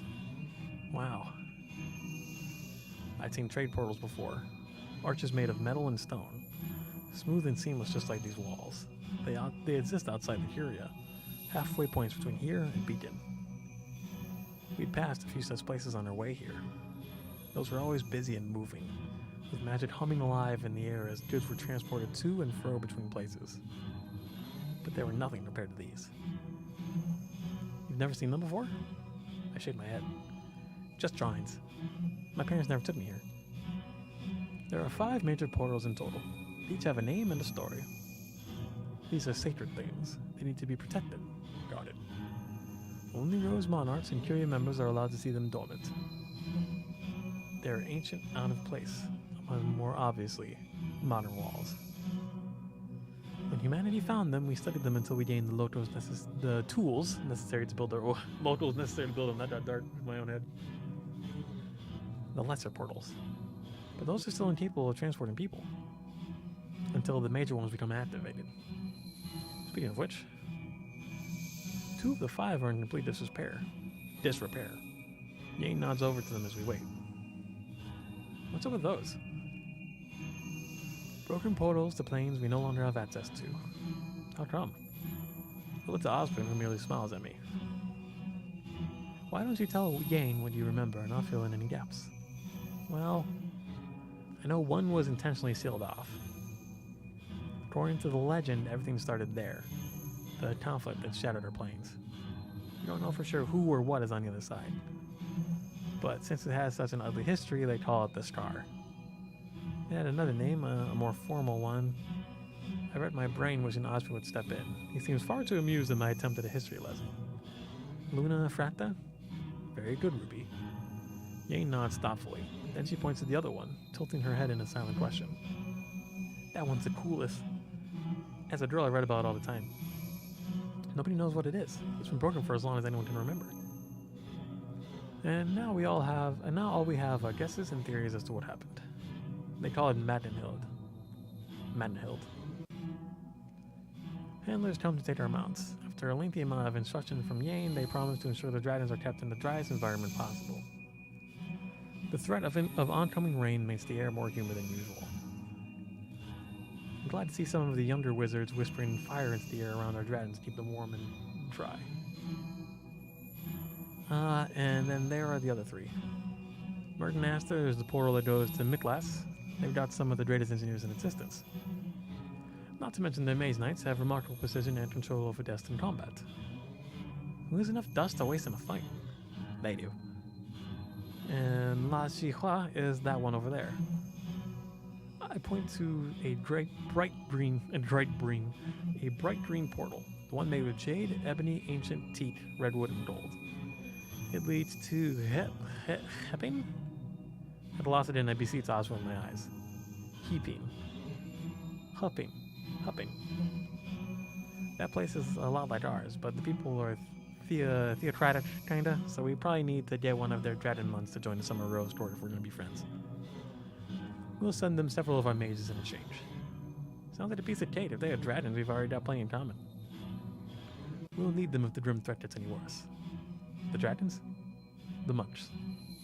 And lastly, but not least, oh dang it, Ozpen. To'Akulain. Right, that. To'Akulain is the portal that leads to Spiritus Bellatorum. They're sort of odd in that they have no magic at all, like none. It just goes poof when you try to do it. Poof? Poof. So we need them because their fighters are really formidable. And on top of that, they've always been friendly. Getting their help should be the easiest, but almost all communication with them ended about 2 years ago. Really?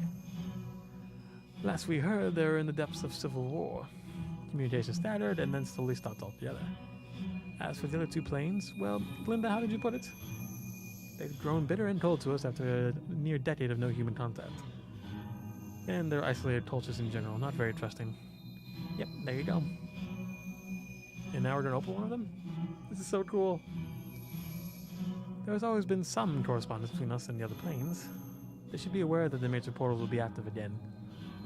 What about their portals to each other? There are none. Vale is a hub. Travel to the planes is only possible from here. Once we make an attempt, the reverberation will travel across temporal space to... I step in to translate. The planes are our neighbors and they're expecting us. There's a door on our end, then a hallway, and a door on their end. Now we're going to knock on our door and let them know we want them to open their door. So we can go across the hallway that only appears when both doors are open. Nice. Ugh. So which one shall we open first? Keep in mind that it will remain open until you decide to close it. And that opening or sealing a portal will drain you mentally and physically. I know, I'm still considering which choice is the best one to make. And until you do, we'll begin preparations for the ceremony.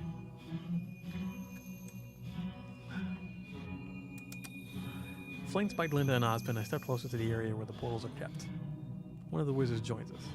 Crystal blade clutched tightly in his hand. Slowly, more wizards approach, forming a semicircle around me, humming words for entry, for distance, for doors. I realized at that moment that I haven't heard a single one of them made a sound that wasn't a spell. The wizard who had greeted Glinda takes a spool of white yarn from within his sleeves, twining it 3 times around my left wrist. And then another one approaches with a knife. I back away. Whoa, whoa, whoa, whoa! Why does everything involve my blood? You're linked to Crescent Roses by virtue of your blood. It will only take a drop. That's what you always say. The mage nods, pricking the back of my hand with the point of the knife. Even if it's a small cut, it still makes me wince. Around us, the mages begin to sing. Sibilant nonsense that I can't begin to translate. Linda takes my elbow to steady me. Behind me, you hear Yane muttering something dark under her breath. The mage wipes the blade off on the thread. The length of it shivers with power. The small speck of red bleeds into the fibers, spreading out and out until the entire length of it burns scarlet. Currently, Mertenast is the only one we can open. Preparations are complete for the other two. Well, that makes the choice easier, doesn't it? Mertenast would be the easiest to open regardless. The connection between our plane and theirs is the strongest. And that's the one I'm doing first. Mertenmaster.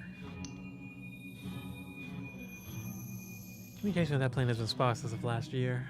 According to Torchwood, the flow of dust from them to us has almost run dry. Maybe they've been having trouble with the Grim too. That doesn't matter. We need to re-establish trade with them and get them communicating with us again. It might be hard. Didn't the last guy I sent through die on the same night as my parents? Yeesh.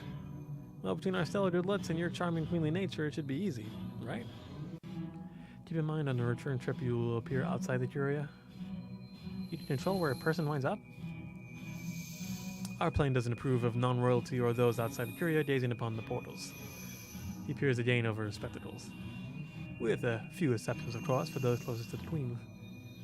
Controlling where one exits also prevents potential enemies from coming through the portal directly into the heart of the Curia.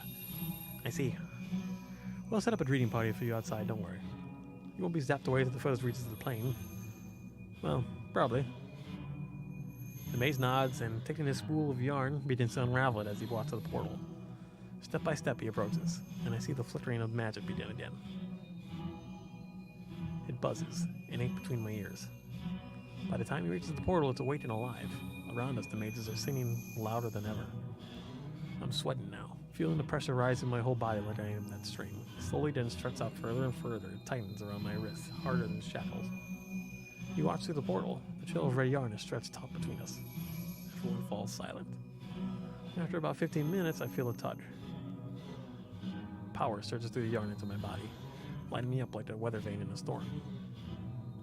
I stand rigid, teeth grit and nostrils flaring, whole body shaking as I feel something move inside me.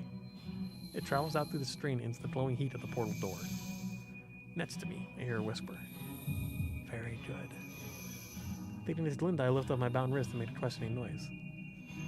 But she doesn't respond. After a moment, I realize she's not even looking at me. Then whose voice was that? He's on his way back.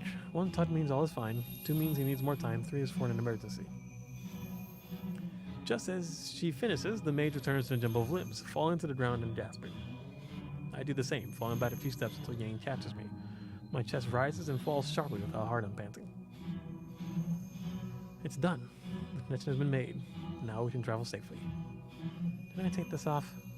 Linda nods and Yane helps me remove the yarn from around my wrist. A group of younger apprentices help the mage up, carting him away without another word. A bite of sympathy stings me. I think he got the worst of it. The throbbing in my skull finally lessens to a dull roar. They usually do. That's just part of the sacrifice. He's being well compensated for it, trust me. Are you ready to go through the portal, Rose? I nod. Good. I must stay on this side to watch over the gateway, at least for your first visit. And my connection to Crescent Rose still leaves me too vulnerable to travel through the portals at this time. If anything were to go wrong with the portals, would be better suited here. Wait, what do you mean by go wrong? Well, let's just say I need to wait for the Rose Monarch to establish contact before further work can be done. Miklas is a trusted ally. You'll be treated as an honored guest, and no danger will befall you. I trust you'll be able to cope without me? I hope so.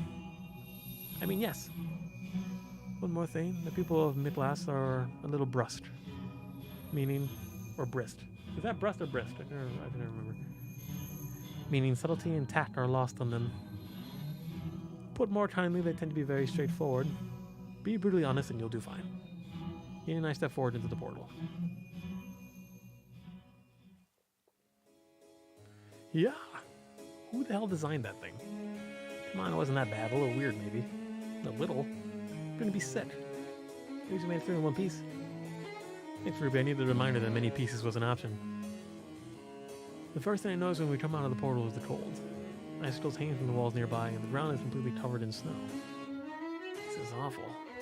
Yeah, Beacon is a little chilly compared to the desert, but this place is butt-busting cold. The portal is located on a training ground. A large wooden arena is off to the side. It's a pretty impressive sight. Soldiers run drills under the watchful eye of a quartermaster, while knights in full plate clash in full contact duels. Most of the knights are fighting one-on-one. Polished weapons using dust, maybe as part of the negotiations I can get them to teach us some new tricks. The sound of ringing steel hits my ears and I turn to look.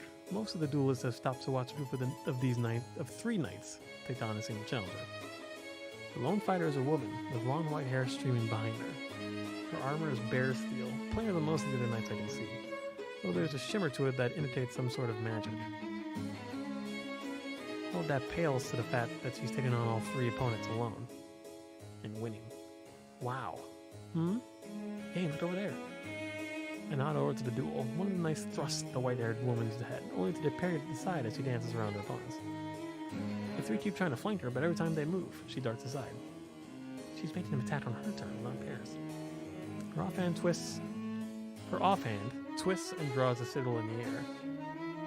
Is it sigil or sigil?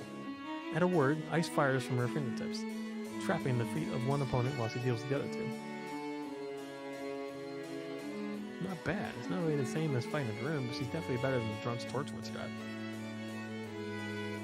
Yeah, but that's a pretty low bar. Admit it, and you're impressed. The soldier notices us and approaches. Your Majesty, I understand you're here to see the Duke? Yes, the Duke. Yep, exactly where we need to go. If you and your companion will wait here a moment, I'll take you to him. Of course. He bows and leaves. So who is this Duke anyway? Duke Duntram is the ruler of Miklas. He has been since my mother was the queen. You ever meet him? I don't think so. There were a few knights who came through the portal, but none stayed very long. They always looked uncomfortable in Vale, like the city put them on edge. Just then the soldier returns. Your Majesty, if I may? Right. It's emptier than I thought it'd be. Not that that's a bad thing. It's probably better that we do this with fewer people around. And if he were planning an ambush, he'd probably have more guards. Announcing Her Majesty Rubel. Alarmed, I shuffled closer to the soldier, getting up on the tips of my toes to whisper into his ear. Her Majesty RWBY II of the Rose Dynasty, Queen of the Kingdom of Vital and surrounding territories, Inheritor of the Rose Throne, Defender of Vale. Taking inspiration from me, Yane grins hugely and grabs the soldier by the shirt, pulling him over to whisper her own instructions. Her Royal Highness Yane the 23rd of the Xiaolong Confederacy, most revered Archduchess of the Western Expanse, Queen's Champion, and all-around badass. Seriously? I knew he had to say it. It is not every day that I invite foreign royalty into my hall. It's even less common since the portal's closed. To what do I owe the pleasure? Oh shoot, what's the address for a dude again? Just in case. Just to cover Ruby's butt. Your Lordship. Your Lordship, long has it been since our court? That will do, Miss Rose. You are not here to mince words, you are here for soldiers. You are here to ask me to send my people to die so that yours may live. Let's not pretend this is anything else. Yeah.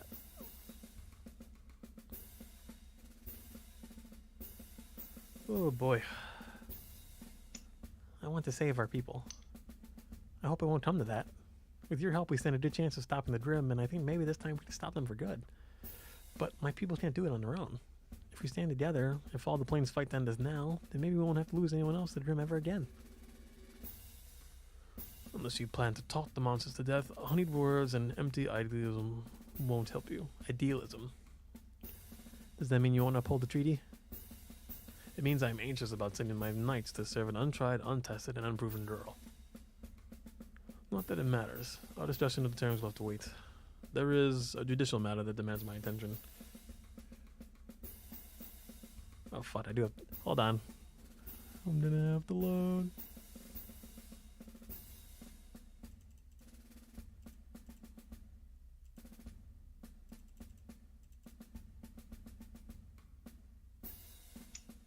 You know what? The thing about this game There we go. Okay, perfect.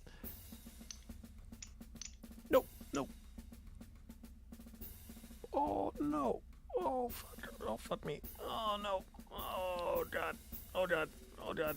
Oh, no. Oh, no. Oh, no. Oh, no. Oh, God. Fuck. Oh, boy. Okay, the thing with this game is it's notoriously hard to get the best ending in this game because you have to have your entire console there at the end. And Weiss is the hardest one to keep, and you have to like say very specific things. And I basically did them all wrong, and I just saved over my save spot. Well, hold on. This is what we're gonna do. We're gonna do some Benihana. If only I had magic. Oh, it's such a... Hold on. Where's this skip? Skip. Oh boy. Well, I needed to sip my water anyway. Skip. I just noticed there is an auto option. This is actually pretty good for your skip. We're gonna stare. Skip. Ain't no problem. Okay, so we have to answer. There's only gonna be a few times this game we have to do this, but I have to say very specific things. So for this one, we say Your Grace. Your Grace, it has been too long. I can't remember the last time our courts had the chance to meet. A little under 10 years, the portal's closing made mutation difficult. I had heard of your coronation, but I'll admit I was not expecting the new monarch to visit this quickly. If we had more time, we would have sent word ahead.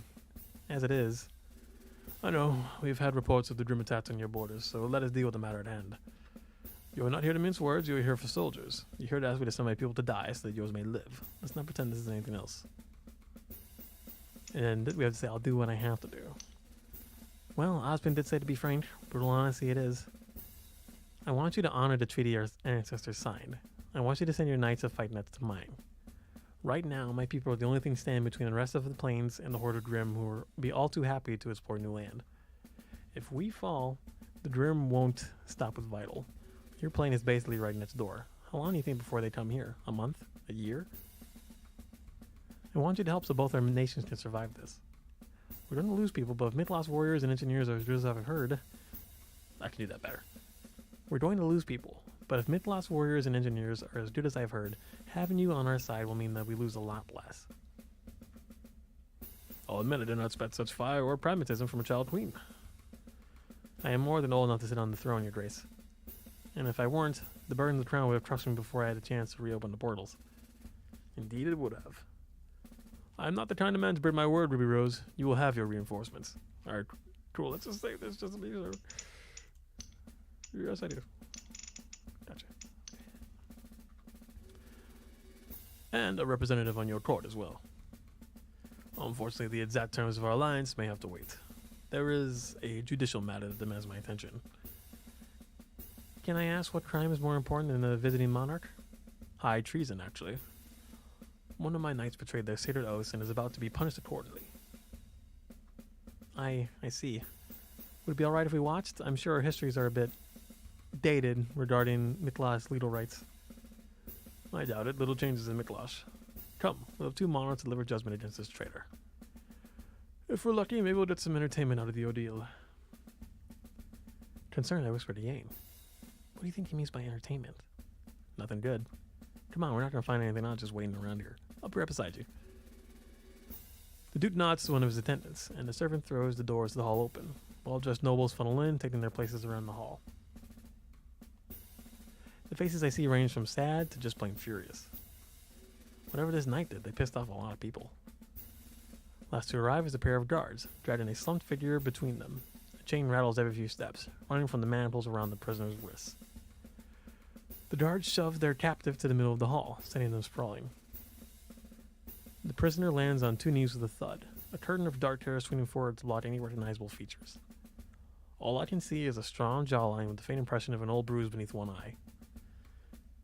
What is that word? The prisoner's gambeson is ripped, with broken straps dangling off the jacket. It looks like someone ripped the armor off and didn't bother to be careful. The prisoner strengthens as far as the manacles will allow and stares calmly up at the throne, ignoring the hushed whispers of the crowd surrounding us. Lit's less angry than I expected. Resigned is more like it. All rise for His Grace Guntram of Feldberg, and Her Majesty Ruby Rose of Vital. A sea of courtiers? Courtiers? I never know what that word is. Stand to face me in the Duke as we take our seats at the head of the hall. I was so never used to that. Proceed. With respect, Your Grace, Lancelin Schaeffler has... The correct address for a knight is Sere. It's that knight from the training ground. She lives freshly scrubbed after her bout on the field. Her hair is still damp from the bath. Though surprised, the noble keeps collected in the face of the sun interruption. Sir Schnee, this trial is based around the fact that this shepherd is no knight. Isn't it a bit early to call the fact when your duke hasn't even passed judgment yet? The knight looked at me sharply. Exactly. And until Sir Lancelin is sentenced, you will address my knight by the proper title. Or should I take it as an insult against my own honor? I also find it most interesting that you chose to expedite the trial without informing me. I believe the trial day was supposed to be next week, no? The noble turns his nose up. Sir? He rolls his eyes and I can almost hear the quotation marks around the word. Sir Snee bristles and her hand tightens on her hilt, but she keeps her silence. Lancelin stands accused of falsifying a noble lineage, that they, a commoner, had notions above their station and tried to falsely claim the honor of a true-born knight.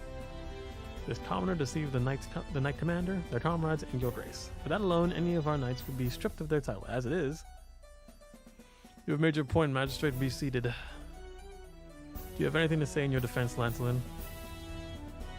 No, Your Grace. Only that I did what I had to so I could serve my plane. Sir Snee? Sir Lancelin is as good as any of I've trained, and loyal to a fault. They deserve a knighthood as much as the rest of my troops. If only that were true. And then for here, as I ask for an explanation. Why does it matter that Sir Lancelin, why does the title matter? Only nobility are allowed to earn knighthood. Why? If someone's a good fighter, wouldn't it be better to have them protecting you? The noble families are sworn to me for a reason. They've proven their worth time and time again. More importantly, they know that if any member of their house betrays their crown, their entire family will be exiled, and their rank given to someone more worthy. It tends to keep them in line. That does sound effective. As a commoner, this person has no right reason to be trusted, especially after what they've done. Lancelin Schaeffer, you deceived your fellow knights and this court to achieve your own desires. Your actions brought the trust placed in you, your peers, and your commanding officer. That alone makes you a disgrace to the knights who have gone before you. Yours is an honorable ambition, and even called a valorous one, but it's not your place to wish for such an honor. Therefore, I hereby banish you from this court to die in the frozen waste beyond our borders. Your Grace. Silence. I am not without reason, Lancelin. You'll be taken to the Hall of Judgment. There you will face one of our guardians of old in trial by combat. In the unlikely event that you win, I will give you your shield. Lose, and whatever is left of your mangled body will be exiled. You wanted to be a knight? This is your one chance. Suddenly, Sir Snee stands up, bristling with barely restrained fury. I invoke my right as Lancelin's commander. No, commander. Hold your tongue. Your Grace, Sir Lancelin's crime happened under my command. I am responsible for my knights, and I will fight in their stead. Sir Snee, I hope you know that if you lose, you both will share the same fate. I do. I suppose it is your choice to make. Take them. A cadre of guards escort Lancelin away. I can see them try to reach out to Sir Snee one last time, a look of beseechment shining bright in their eyes. Turning her head, the knight commander pays them no mind. She marches out of the hall, several of her knights rising to follow her. We move into the corridor leading to the Hall of Judgment. Two huge and armored knights escort Sir Snee at the front of the crowd, one on each side. The Duke and his entourage of old nobles follow after them. Silence is grave. Sir Lancelin trudges along behind, the rattling shackles at their wrists, a grim punctuation to every step. Do they not have to be so quiet? Ye and I bring up the rear, followed by the knights supposedly under the Duke's command. The Duke. I think they want to support Sir Lancelin and Sir Snee more, though. Sir Snee doesn't look afraid at all. Right? Looks like Sir Lancelin over there is more scared than Sir Sneeze. Sneeze. That one got me. I hide a wince and jab Yane with an elbow. It's me, Yane. Oh, gee, sorry about that. These names are a little hard to say. A tense silence settles in again as we're led further down. The hallway splits, and Sir Snee is immediately shuffled to the right, while the rest of us are herded to the left. I hope we're not hurdled. This all seems too sudden. My mouth opens as I turn my head to follow Sir Snee's path. Wait, Sir Snee? The three knights stop and turn to look at me over their shoulders. Sir Snee's expression is one of expectation, maybe a little impatience too, or annoyance at being stopped. I swallow my words at first. After I take a deep breath to steady myself, I manage to continue. And for here we say, don't die. Don't die. Sir Snee stares at me for a few seconds, processing my demand. Before I can start beating myself up over my blunt words, the corners of her lips twerking what might be a smile. She dips her head in a slight nod, the most acknowledgement I've seen from her, and then her escorted knights start bullying her back down the hall. Bully. Oh, water. Despite the silence, my chest somehow feels a little lighter. We don't usually wish criminals elected here in Mitlas, Your Majesty. Mitlas is so weird. The Hall of Judgment looks more like a grand cathedral than any kind of court. The ceiling looms high above us, its massive glass dome covered in a thick coat of frost. Arched windows of stained glass frame the room on either side, running its length from left to right. They seem to depict various parts of a grim tale. I see a girl with black hair and a regal gown taken into the woods by a huntress. The next window showcases the same girl rescued by 7 knights in an intricate armor, their pauldrons adorned with a crest in the shape of a snowflake. The next image that catches my eye looks like a woman with gnarled antlers and an outline of a crown above her head. Her skin is a dark red, blood maybe? She wears a pitch black robe. Her thin hand extends an apple to the girl. Some old legend, perhaps? A sudden blinding pain stabs me right between the eyes. I feel them begin to water, my entire body trembling as if my bones were trying to rip their way out from beneath my skin. I stumble, my heart pounds in my ears, deafening me to silence. I cannot scream. My blood is fire. A voice I've never heard breathes into the shell of my ear, dripping venom with every word. Not a legend. A falsehood. Ruby. A warm hand clamps on my shoulder. Fingers calloused and grip firm. Yane's voice brings me back to my senses. Yes? Looking away from the windows helps me recover, grounds me in the here and now. You looked weird. You okay? My crown has never felt heavier. Yes, I'm fine. Just hearing voices. I think I might collapse. When Yane takes her hand back, I fight not to wobble on my feet. If you say so. Visiting queen does not vomit on allied nobles, Ruby. Get a grip. Keeping my gaze low, I shake my head and busy myself with studying the rest of the chambers. The room is an oval, everything inside chiseled from black marble. We're ushered towards rows of seats. The arrangement seems to adhere to our rank. I sit at the highest tier with Yane and the dude. Perks of being a queen, I suppose. From my vantage point, I make out what looks like a raised platform and an orchestra pit? People in black and white robes file into the pit and onto the choral platform just above. They wear cold masks, featureless but somehow familiar. Yane leans close to me, muttering in my ear. They kind of look like the wizards back home, don't they? You think so too, huh? Each member of the choir hums in perfect harmony. I don't understand a word of it. The music is different from anything I've ever heard before. Equal parts haunting and joyful. A far cry from the wild tempos and fast-paced drums of the Jiaolan tribe. As they sing, something strange begins to happen. What was? Is that light? Motes of soft white luminescence rise from their lips, drifting aimlessly upwards, like fireflies almost. You would not believe your eyes. Oh wow, so the magic on Miklas is language-based too? Correct, Your Majesty. Unlike Vale's language, our mystical tongue is far more of a challenge to learn. I detect a strong note of patriotic pride in his voice, and I almost pouted him. In what way? You'll see in a moment. Without saying a word, not even introduction, the stern-faced conductor turns to us. The room goes quiet. After bowing to the audience, they turn around and regard both choir and orchestra for a handful of tense moments. This is the oddest trial by combat I've ever seen. A sun flick of their wrist sends a shower of golden sparks rushing towards the dome above us. The entire room goes pitch black, air resonating with the sound of low and steady hums. I feel Yane tense up next to me. A moment later, Sir Snee takes center stage.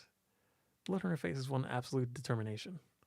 She stands without moving, the subtle cant of her head casting a dramatic shadow across the sharp, brutal lines of her face. Though the penalty issued is death, you have chosen trial by combat in lieu of requesting a formal stay of execution. Is it correct, Knight Commander? Yes. Should you fail, both yourself and Lance Lynn must forfeit your lives. Is this understood? Ice blue eyes stare into the darkness. Her lips move, but none of us hear what she says. Excuse me?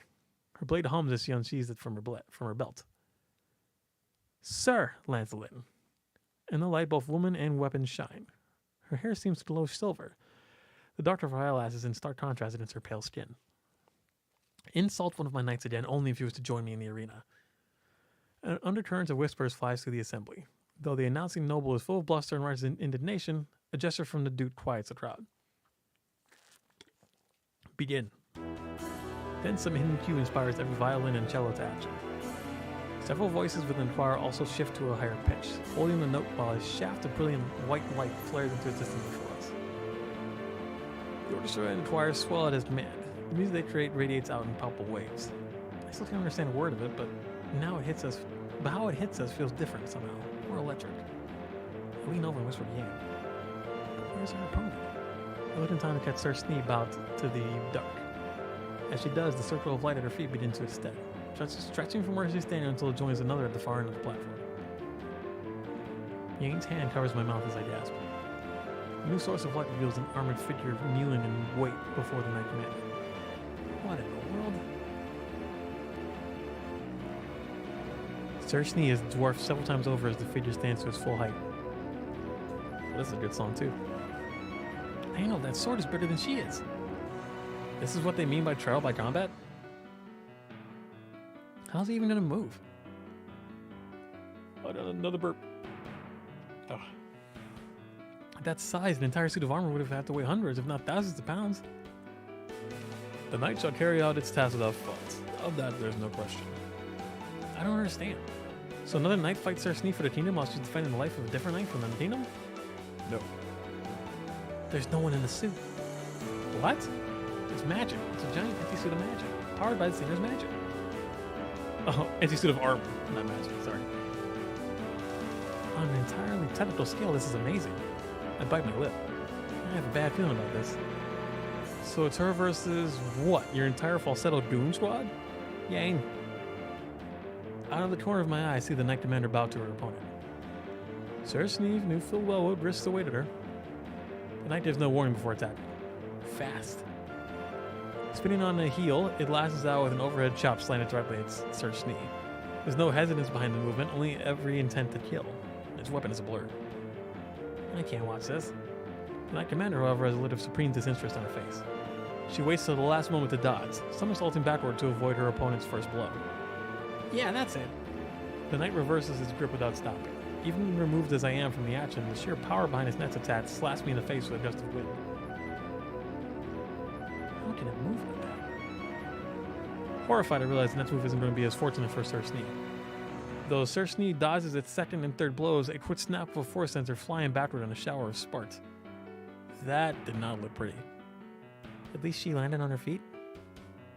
I'm amazed the Knight Commander has been launched toward the far wall. Is that the best you can do? Sir Snee raises her weapon to her opponent. The rapier gleams in the light.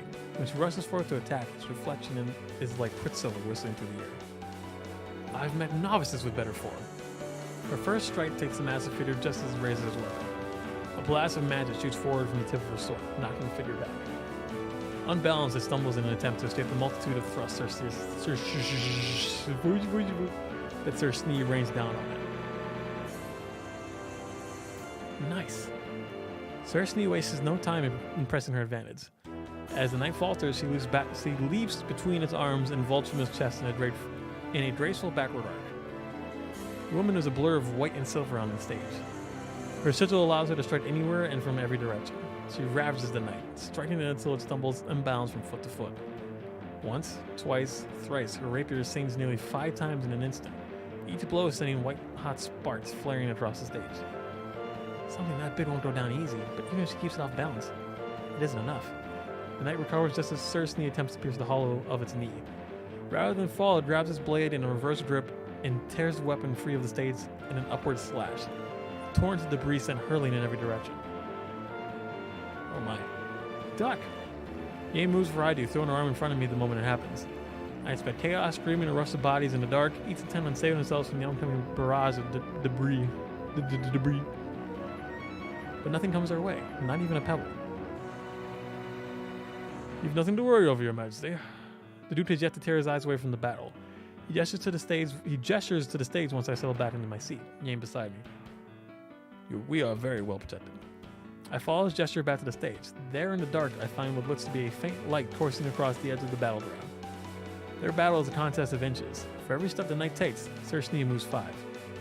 She refuses to engage the thing on its own terms, rushing about the stage in a dizzying midst of acrobatics and footwork. I'm exhausted just looking at it. They're deadlocked if this keeps up. Something's gotta give. The knights can't match her pace. Whenever it attempts to close their distance, Sir Snee merely leaps out of the reach and punishes it for overextending. But a single misstep is all it takes. Sir Snee dives headlong into the fray after unbalancing her opponent yet again. Her rapier is seeking fatal purchase in the space between the knight's mail and helm. Mail and helm? Mail helm? No, wait! Dropping his weapon momentarily, the knight throws the unbalanced portion of his body counterclockwise. Sir Snee barely has enough time to brace herself. As it whirls, her opponent reclaims its dropped blade and intercepts the knight commander mid-dash. Yane sucks in a breath through her teeth. Well, there's a lot of S's and T's. Though Sir Snee manages to land on her feet yet again, momentum carries her further backward still. The iron of her greaves screaming as they grind divots into the floor. My mouth drops at what happens next. The knight leaps from one end of the stage to the other, the sheer massive size of it crackling the onyx beneath its feet. As it drops, Sir Snee is dwarfed in its shadow, the massive size of the knight eclipsing her entirety.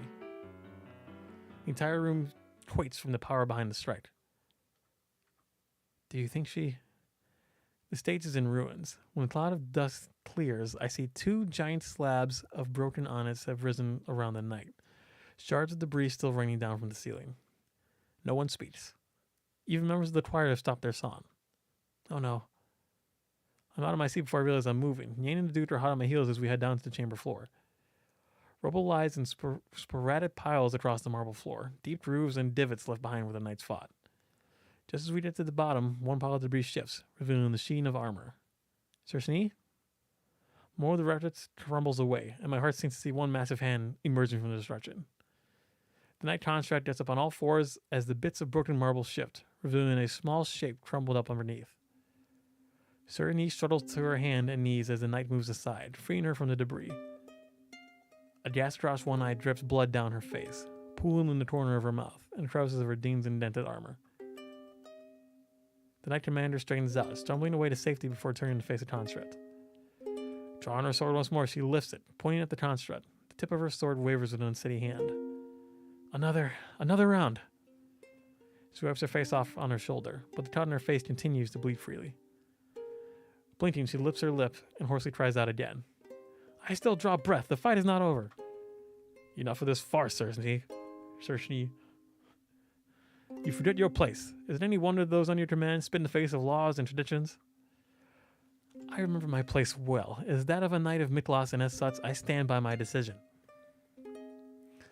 I swore an oath to treat those who serve me with honor and dignity. Any punishment that would be delivered unto them should be given to me instead. So kill me. I offer my life in place of my knight. By all rights, Lancelin should not be a knight.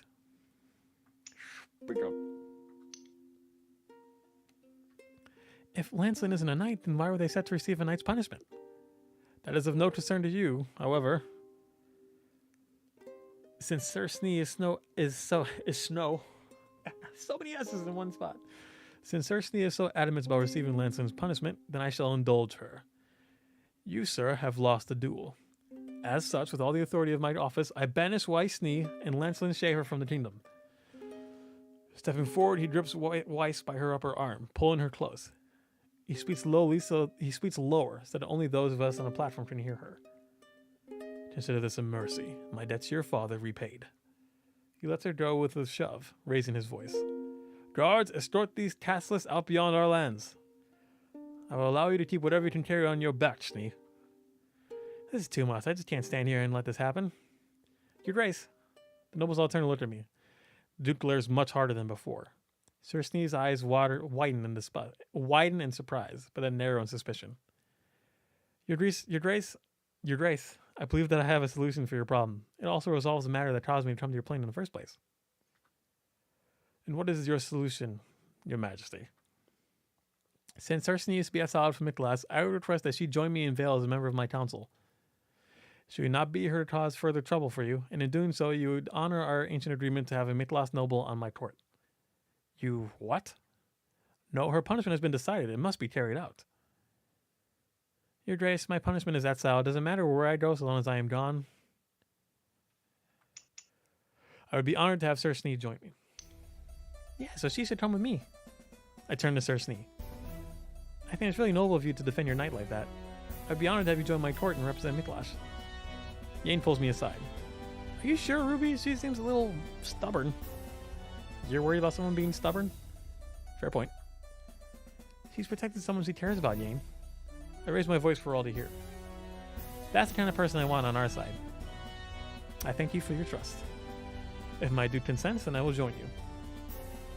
Are you certain that you want her, Your Majesty? There are people who are equal in prowess and less recalcitrant. Sir Snee scowls, but she doesn't disagree. I don't know what that word means, but I am certain I'd like Weiss. And Lancelin, too. Please, Commander, take us as well.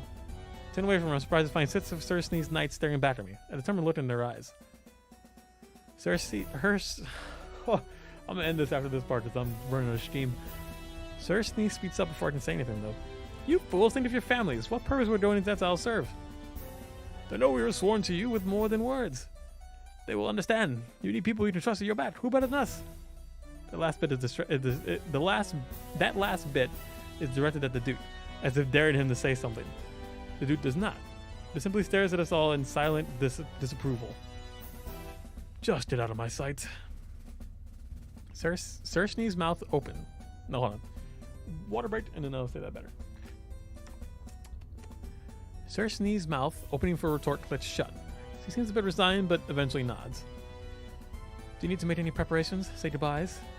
We've already taken care of that, Commander. Already? You assumed I was going to fail, Driston? At that, all the knights shift about on their feet, sheepish, but they don't care to look away. You do tend to take on tasks with very slim chances of success, Commander. You... Never mind that, Commander. You can only carry what's on your back, but we'll gather the things from your quarters and meet you there. The knight in gold grins down to Weiss, looking positively roguish. And admitted, you'd miss us, wouldn't you? Sir Snee scowls, but somehow seems a little softer as she glares at all her knights. Don't think we're finished discussing this. The knights ignore her tone, only snapping at a salute. As you say, Commander. There's a flurry of activity as her knights and a handful of squires ready themselves for departure, marching out the doors and away from the arena. Yane taps me on the shoulder. Ruby, where are they going to stay? There's some empty barracks and stables. I figured we'll house them there for now and build more if we need to. Sir Snee can stay at the castle since he's the formal representative. Already thinking ahead, Your Majesty? An escort returns us back to the portals after snapping the shackles from Lancelin's wrists. The Duke stops Sir Snee before she goes through. And what should I tell your father when he returns from the expedition to the mines? She gives him a scornful look. That I've made his decision for him and my sister is the sole remaining heir. And then she is gone. I find I can't look properly at the Duke's face in her wait and so only offer him a small bow before passing through the portal. I stumble when I land back home, just outside the courier walls. I barely avoid falling flat on my face. Lancelin and Sir Snee are already there. The young knights have their commander's hands clapped lightly in between their own. Commander, don't start. I know you'd have done the same for me. She gives Lancelin's hands a squeeze before pulling close in an embrace.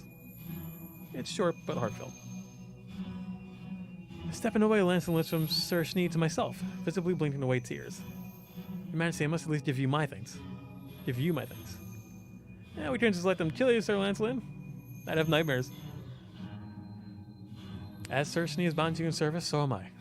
I'm an exile of Miklas, but trained as a mage knight. And I'd be honored to be your knight if you'd have me. Of course, I'd love that.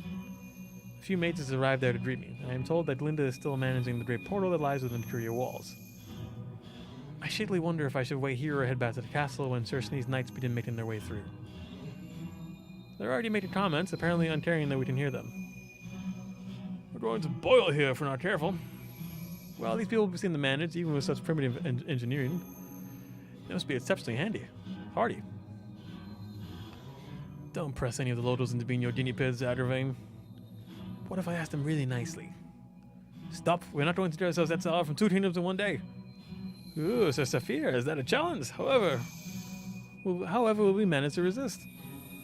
Cersei, who've been serving in the area, looks back to her people. The first syllable off her tongue has them all at attention. Let's get settled in first, and then we can handle any issues as they come. Yes, Commander. Glinda approaches from inside the tree, magic still humming around her before she whisks it away. A success, then. The dude sends his knights? Yep. Sort of. I'll explain it for later. For now, I turn to Cersei and her knights. I wonder if they're worried about leaving Miklas or joking around to hide their fear. They might never return home. For now, our new guests will need somewhere to stay. Also, Vale is harder than Miklas. We'll have to find them more appropriate gear before someone to teach them. Of course, we can make space for them in the barracks.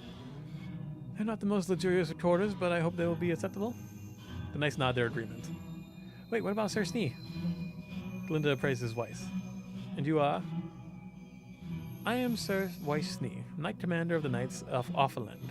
And at your Queen's request, I am to join the Council as representative of Miklas. We do have a few rooms available in the castle. Would you like to take one for yourself, or would you prefer to stay with your people? Weiss doesn't answer immediately.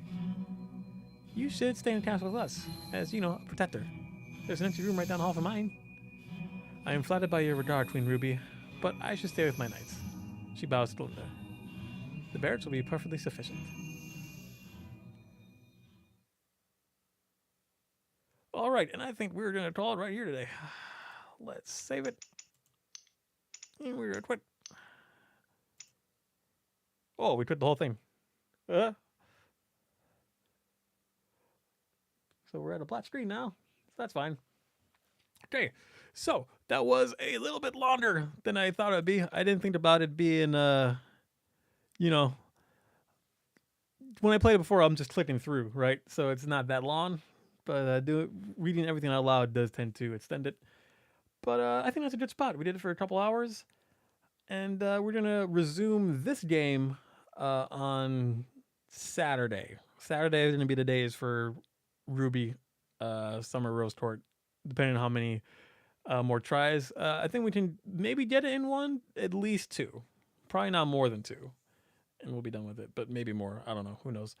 I wrote down in the description the link for this game. I said you can purchase it, but I believe it should be completely free. But there might be a way to maybe pay the devs. I think I know it's itch.io, whatever itch. I know itch has a way to sometimes pay the devs, because that's the way with the Helltaker visual novel. But if you want to play it, you can click the link there. I'm not sure if I'm going to be streaming tomorrow, so I shall see. If not, then I'll definitely stream on Wednesday. And the next game will be the Helltaker visual novel. We'll see how long that takes. And then the next time I stream after that will hopefully be a game I'm very excited about. It's going to be Sonic Adventure DX, Director's Cut. I need to test how it works on my computer. My graphic card isn't the best. It seems to run okay. It doesn't look the best, but you know, I think we can live with that as long as it runs fine. And then Saturday will be RWBY. So that's going to be the schedule for the week. It looks like I might do more, I might do less. Depends on how the week goes. But anyway, thank you for anyone who joins me. And I know we got more VOD watchers. So if you made it to this part, thank you for watching. Thank you for checking out. Hope you guys be safe. Take it easy. Be nice. And I'll see you guys next time. Bye-bye now.